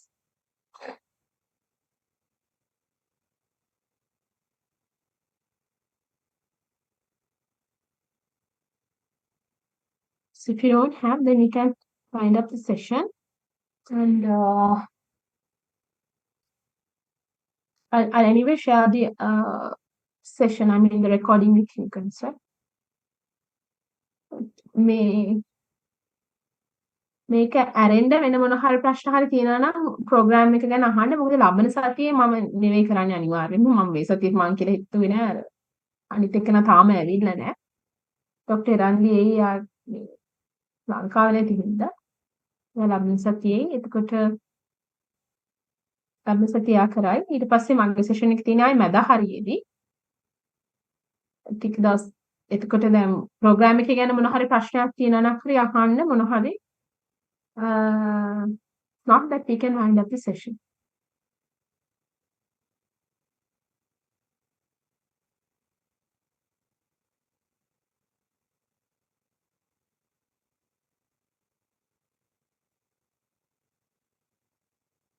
Okay. කරදරයක් නැති batch එකක් ඇත්තටම ඔයගොල්ලෝ. ටිකක් ප්‍රශ්න අඩු batch එකක් මේක. හරි ලේසියෙන් අර මොකද්ද මේක උනත් අපිට මේ field visit එකත් හරියම ලේසියෙන් කරගන්න පුළුවන් වුණා ඔයාලත් එක්ක. මම හිතනවා මේ වෙද්දී you almost have submitted your documents. If not, please make the necessary arrangement to submit your documents. And I know most of you guys have made your second payment. If not, please make it because I know that most of you guys have paid more than 30,000 by now. So please make the rest and participate in all the examinations because as I said you before, we don't consider much about the performance. We need your participation. So if you participate, at least we make it into the 40, I mean the average marking level, and we will make you, I mean, we will get you through the examinations, right? There will be no worries because I know when it comes to Sri Lankan community, I know that how difficult for you guys to earn money and spend money. So I know it's really difficult. I mean, for you guys, according to your capacities, I know this is a kind of a considerable amount of money, right? So you have paid it. So I want you to complete this because I believe that you have to complete because as you have paid more than 50%, 30,000 in a sense, right? So please participate in all examinations. So if you participate, then you will be able to complete this. So don't drop the examination. I know most of you guys who do this program that you guys coming from I mean average medium families, so money matters for us, I know that. So please try to complete this because definitely this will be a useful output for you guys, right? මෙහෙම 35 ගත්තොත් ඔයා fail කියලා හිතුවට fail වෙන්නේ නැහැ. මොකද අපි average එකකට අන්තිමට එනකොට හදලා ගන්නවා. ඒ ගැන බය වෙන්න එපා. හරිද? එහෙනම් පාටිසිපේට් කරන්න පුළුවන් තරම් කියවලා පුළුවන් තරම් 40 ගන්න try කරන්න. 40 ගත්තේ නැතත් පාටිසිපේට් කරන්න ඕනේ. එච්චරයි මම කියන්නේ. හරිද? So you have to participate. Right. Miss Q's miss වෙච්ච ඒවා ආයෙ කරන්න පුළුවන්ද? එකපාරක් අපි දෙනවා රිපීට් කරන්න. ඒ කියන්නේ ඔක්කොම එකට දාලා එක මේකකදී දෙනවා. අන්තිමටම. එනවාට එච්චර ගොඩක් බල්ක් එකක් තියාගන්න එපා. එතකොට කරන්න අමාරුයි. ඒ හින්දා පුළුවන් තරම් කරලා ඉවර කරන්න. නැති ඒවා දෙනවා අනිවාර්යයෙන්ම දෙනවා. Okay miss, thank you. Documents දෙන්න බැරි වුණා නම් අර අපේ නම්බර් එක දාන්න නේද? සජිතගේ නම්බර් එකට කතා කරලා එයා දෙයි නම්බර් එකක් ඔෆිස් එකේ. එතකොට ඔෆිස් එකට කතා කරලා ඩේට් එකක් හදාගෙන ඔෆිස් එකට ගිහිල්ලා ඕන වෙලාවක පෙන්නන්න පුළුවන්. මෑම් මේ ක්විස් වලට ඇටෙන්ඩ් කරපු එකද බලන්නේ නැත්නම් ඒ වගේ ඇවරේජ් මාක් එකක් බලනවද මේ එක්සෑම් එකට?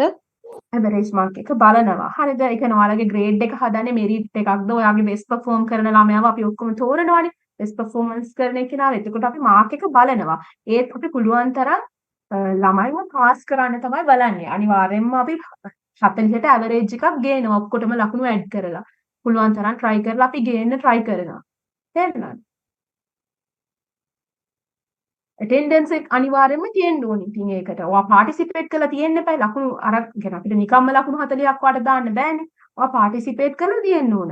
participate කරලා තිබුණත් අන්තිම තරමේ කියන්නේ ලොකු grade එකකට යන්න බැරි වුණොත් pass කරලා මොකක් හරි කරන්න පුළුවන්. ඒකයි කියන්නේ අලුතෙන් හරි දීලා දැන් ඔක්කොම එකපාර දෙන්න බෑනේ subjects දෙනකොට. ඒකයි කියන්නේ attendance තියෙන්න ඕනේ කියලා. එතකොට MCQ paper එකක්ද අපිට exam එකේදී හම්බෙන්නේ? final exam එකත් MCQ yes. final එක combination එකක් මේ ඔක්කොම කරපු අය bulk එකකට දාලා randomly එක එක්කෙනාට එක එක papers create වෙන්නේ.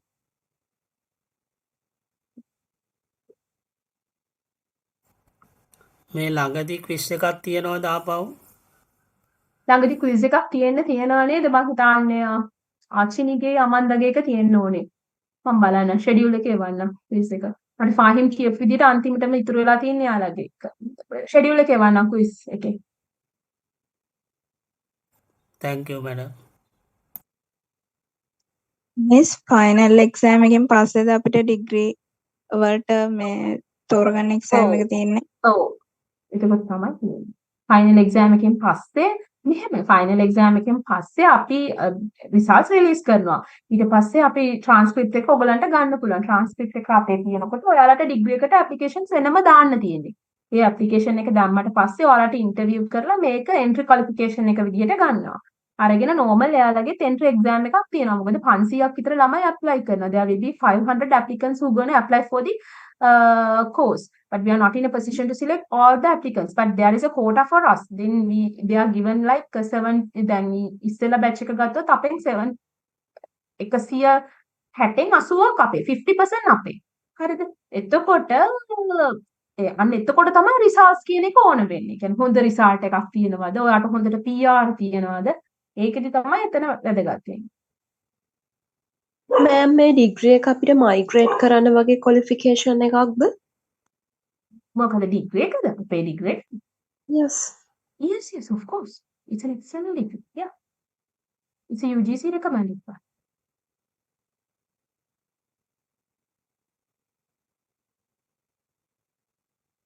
Of course.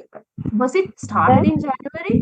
Someone is asking whether the diploma was started in whether this the diploma will end in January. I don't remember actually the starting date. Is it January? No. Our first lecture, is it January or March? I can't remember exactly. We have 2 batches in line, so I can't remember. So exactly 1 year. I checked the date. Yeah, no. Is yes. January batch. Yes, of course, January. So you will be having your we will be completing your course modules by January, and you will be having your end examination at the mid of February. Then we will be releasing results by end of March. That's how things happens. Madam Oh, එදා මේ document දෙන්න බැරි වෙච්ච අය මොකද කරන්නේ? අර සජිත කියලා අනිත් නම්බර් එක තියෙන අපේ කෝස් එකට කතා කරන ඒ නම්බර් එකට කතා කරලා සජිතගෙන් ඉල්ල ගන්න ඔෆිස් එකේ නම්බර් එක අරගෙන මේ ඔෆිස් එකට අනිත් එක ඕනම වෙලාවක ඔයගොල්ලෝ ඔෆිස් අවර්ස් ඇතුළේදී ඔෆිස් එකට ආවොත් මේ ડોකියුමන්ට්ස් චෙක් කරගන්න පුළුවන්. හරි මැඩම්. ඔව් මේක එන්ඩ් එක්සෑම් එක ඔන්ලයින් නා. yes. හරියටම අවුරුද්දෙන් කෝස් එක ඉවර වෙනවද කියලා අහනවා. සාමාන්‍යයෙන් මාකට් එකේ තියෙන ඉතුරු ඩිග්‍රීස් ඩිප්ලෝමාත් එක්ක බැලුවාම මේක හරියටම අවුරුද්දෙන් කාටත් ඉවර කරලා ට්‍රාන්ස්ක්‍රිප්ට් එක දෙන්න බෑනේ. මොකද කෝස් මොඩියුල් එක ඉවර වෙන්නේම අවුරුද්දෙන්නේ. ඒකට ඒ ඉවර වෙලා ෆයිනල් එක්සෑම් එක තියෙන රිසල්ට්ස් රිලීස් කරලා මාස 2-3ක් ඇතුළත අනිවාර්යයෙන්ම දෙනවා. ඒක ඉතින් ප්‍රශ්න නැහැ. කොවිඩ් වගේ ලොකු කේස් එකක් ආවේ නැත්තම් මේ සෙකන්ඩ් බෑච් එකට වෙලා තියෙන කොවිඩ් කේස් එකකින් හින්දා. හැබැයි අපිත් එක්ක පැරලල් පටන් ගත්ත ඕනම ඩිප්ලෝමා එකකට වඩා මට quite sure 100% sure අපි තමයි ඉස්සෙල්ලා දෙන්නේ කියන එක. හරි. Ma'am madam. මේ අපිට මේ අඩුවෙන් මාක්ස් තියෙන ක්විස් ආපහු කරන්න බැයිද ඔය රිපීට් කළාම? ඒ කියන්නේ අපි මේ ඇටෙන්ඩ් කරලා තියෙන ඒවා. එහෙම කරන්න දෙන්න නෑ. ඒ කියන්නේ ෆස්ට් attempt එකේ මාක්ස් තමයි ගන්නෙ. ඒ කියන්නේ මේක ඇවිල්ලා අර වැඩි කරගන්න දෙන එකක් නෙවෙයි. හරි. madam. yes. මේ ඩිප්ලෝමා කන්ෆිගේෂන් එක every year එක කරනවද නැත්නම් බෙච් දෙකයි තුනයි එකතු කරලා එහෙම කරනවද? මට ඒක තේරුන්නේ නැහැ මොකද්ද? නෑ නෑ කන්ෆිගේෂන් තියෙනවනේ මේ අපේ මේ කන්ෆිගේෂන් මේ අපේ ඩිප්ලෝමා ඉවරට පස්සේ එහෙම අනිත් අවුරුදු කරනවද නැත්නම් බෙච් දෙකයි තුනයි එකතු කරලා එහෙම කරනවද දන්නේ නෑ එහෙම එකතු කරොත් අනිත් අයට අවාසීනේ. ඒ කියන්නේ දැන් සෙකන්ඩ් බැච් එක ඉවරයි. එයාලගේ කන්වොකේෂන් ඔයාලගේ වෙනකල් තියාගන්න බෑනේ. එයාලගේ කන්වොකේෂන් කරනවා ඊට පස්සේ ඔයාලගේ කන්වොකේෂන් එක කරනවා. ඒතකොට කන්වොකේෂන් කරන ස්කේල් එක වෙනස් වෙන්න පුළුවන්. දැන් සෙකන්ඩ් බැච් එකට අපිට ලොකු කන්වොකේෂන් එකක් අපේ මේන් යුනිවර්සිටි ඔඩිටෝරියම් එකේ කරන්න වෙන්නේ. අපේ ෆැකල්ටි ඔඩිටෝරියම් එකේ තමයි කරන්න වෙන්නේ. ඔයාලගේ එක වෙලාවෙදී අපිට මේන් යුනිවර්සිටි එකේ කරන්න පුළුවන් වෙයි. එහෙම. එක බැච් එකයි ගන්නෙ. දෙක එකතු කරොත් අනිත් අයට අවාසි. ඒකයි. ඒගොල්ලන් දැන් රට යන්න බලාගෙන ඉන්න කට්ටිය ඉන්නවා. එයාලව ඉවර කරන්න එපා. ඕන. හරි thank you miss.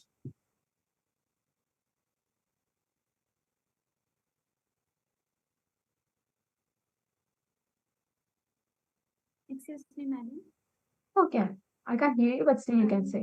Madam, අපිට මැඩම් ඩිප්ලෝමා එකේදීම ඊළඟට foreign overseas වලට apply කරන්න පුළුවන්ද ඩිග්‍රී එකට නැත්නම් මෙහි ඩිග්‍රී එක කරලා අපිට apply කරන එකද හොඳ? මේ ගොඩක් කියන්නේ ඒක ඩිපෙන්ඩ් එක ඔයාගේ කැමැත්ත අනුව මගේ දැන් ඉන්නවා මේ බැච් එකේ 4 දෙනෙක් ඩිප්ලෝමා එකෙන් මේ කියන්නේ සෙකන්ඩ් බැච් එකේ ට්‍රාන්ස්ක්‍රිප්ට් එක පෙන්නනවා කියලා එහෙට ඇප්ලයි කරපු කට්ටිය. මොකද එහෙන් ඉල්ලන අය ඉන්නවා. එහෙම කරන්නත් පුළුවන්. කැමති නම් ඒක ඩිපෙන්ඩ් ඉතින් ඒක ඔයාගේ කැමැත්ත සහ whatever the requirement of the university. සමහර යුනිවර්සිටිස් වල ඩිප්ලෝමා එකෙන් ගන්නවා. ගොඩක් ඩිප්ලෝමා මම දන්න විදිහට මේ ඩිප්ලෝමා එකෙන් නම් ගන්නවා. ඩිග්‍රී වලට බේසික් ඩිග්‍රී එකට. ඒක ඩිපෙන්ඩ්. madam මේ ඩිග්‍රී එක ෆලෝ කරනවා අනිවාර්යයෙන් මේ ඔන්ලයින් එකද නැත්නම් ක්ලාස් එකෙන් එන්න ඕනද මිස්? ඒක නම් මේකක් කම්බිනේෂන් එකක් කියන්නේ මේ both remote and physical තියෙනවා. සමහර වෙලාවට ලෙක්චර්ස් වලට එන්නත් වෙනවා. සමහර වෙලාවට ලෙක්චර්ස් ඔන්ලයින් උත් කරනවා. පුළුවන් ගොඩක් ඒවා ඔන්ලයින් තමයි කරන්නේ. but anyway ඒක අපි කියන්නේ නැහැ මේ ඔන්ලයින් ඩිග්‍රී එකක් කියලා. එතකොට ප්‍රැක්ටිකල් වලට එහෙම ගොඩක් ඊට වඩා නම් යන්න වෙනවා අනිවාර්යයෙන්. සමහර ඒවා ෆිසිකල් තියෙනවා. ඩිග්‍රී එක තියෙන්නේ මැඩම් වීකෙන්ඩ්ස් වල විතරද? ඒක තියෙන්නේ වීකෙන්ඩ්ස් වල විතරයි. සැටර්ඩේ සන්ඩේ ගෲප් දෙකකට යන්නේ ඒකයි. එතකොට මැඩම් අපිට මේ ඩිප්ලෝමා එක පාස් වුණත් ඩිග්‍රී එකට එන්න බෑ. ඩිග්‍රී එකේ එන්ට්‍රන්ස් එකක් තියෙනව නේද එක්සෑම්? එන්ට්‍රන්ස් ක්වොලිෆිකේෂන් ඒ කියන්නේ එන්ට්‍රන්ස් ක්‍රයිටීරියා එකක් තියෙනවා. හැබැයි ඉතින් අපේ දැනට ඉන්න බැච් එකේ 150ක් ඉන්නේ මේ ඩිප්ලෝමා එක කරපු කට්ටිය. 80 ගානක් තියෙනවා. මට විදිහට 77ක් 78ක් හරි. 50% ඉන්නවා almost. 50% කියන්නේ ඉතින් considerable amount and ඒ වගේම මැඩම් තව දෙයක් තියෙනවා මේ A level subject තුනම නැත්නම් අපිට ඩිප්ලෝමා හරි ඩිග්‍රී හරි තියෙනවා නම් ඒක overseas apply කරද්දී A level ඉල්ලන්නේ නැහැ නේද? අපේ ඩිග්‍රී හෝ ඩිප්ලෝමා check කරනවා නේද? ඒක මෙහෙමයි. ඒක ඩිපෙන්ඩ් වෙනවා. සමහර top universities කියලා තියෙන ලෝක universities වල නම් A level ඉල්ලනවා. එහෙමයි. ඒක ඉතින් ඩිපෙන්ඩ්.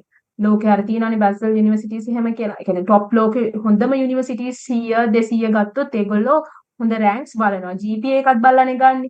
එහෙම තියෙනවා. ඉතින් ඒවා ඩිපෙන්ඩ් වෙනවා එක එක යුනිවර්සිටි එකකින් එක යුනිවර්සිටි එකට. ඩිප්ලෝමා එකකින් ගන්න යුනිවර්සිටිස් ඕන තරම් තියෙනවා. Okay madam, thank you. Madam පෞගිය ක්විස් වල අපිට කරෙක්ෂන් බලා ගන්න බැරි වුණා මිස් ඒක මොකක් හරි ඔප්ෂන් එකක් තියෙනවද ආයේ බලන්න? සමහර අය available කරනවා මාක් සමහර අය available කරන්නේ නැහැ. anyway දැන් අපි මේ වෙලාවේ නම් ගොඩාක් ફોකස් කරලා තියෙන සෙකන්ඩ් බැච් එකට. කියන්නේ ඒගොල්ලන් ඉක්මනට ඉවර කර ගන්න ඕනේ. දැන් හෙට යාළගේ සාස් රිලීස් කරලා යාළගේ වැඩ ටික ඉවර වුණාට වෙත් කරන්න මට තව සති දෙකක් විතර යයි ඒ වැඩ ටික අපිට කරලා එක්සෑම් බෝඩ් දාන්න. ඊට පස්සේ ඔයාලගේ දැනට කරපු ඒවායි මාක්ස් ටික එවන්න. ඒක තමයි කරන්න පුළුවන්. හරි. ඕකේ මැඩම් මේ අපේ දැන් මාර්ච් වල මේ එක්සෑම් රිසල්ට් රිලීස් කරනවානේ. එතකොට අපිට කොමියුනිකේෂන් එකට කලින් සර්ටිෆිකේට් එක මොකක් හරි ගන්න කරලා පුළුවන්. ගන්න සර්ටිෆිකේට් එක නෙමෙයි ට්‍රාන්ස්ක්‍රිප්ට් එක ගන්න පුළුවන්. හරි miss.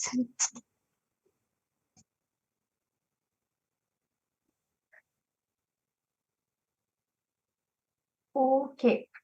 Then I think we can wind up the session. We will be meeting again in one session. So as I said you before, if you haven't submitted the documents, please submit them to please do the verification from the university. So that is very necessary. With that, I'm going to end up the session. So let's see, if you have any question, you can call Sajita, or you can just ask Fang to pass me the message, right? Probably I might not be able to answer all the calls because it's really difficult with the lectures and all this stuff.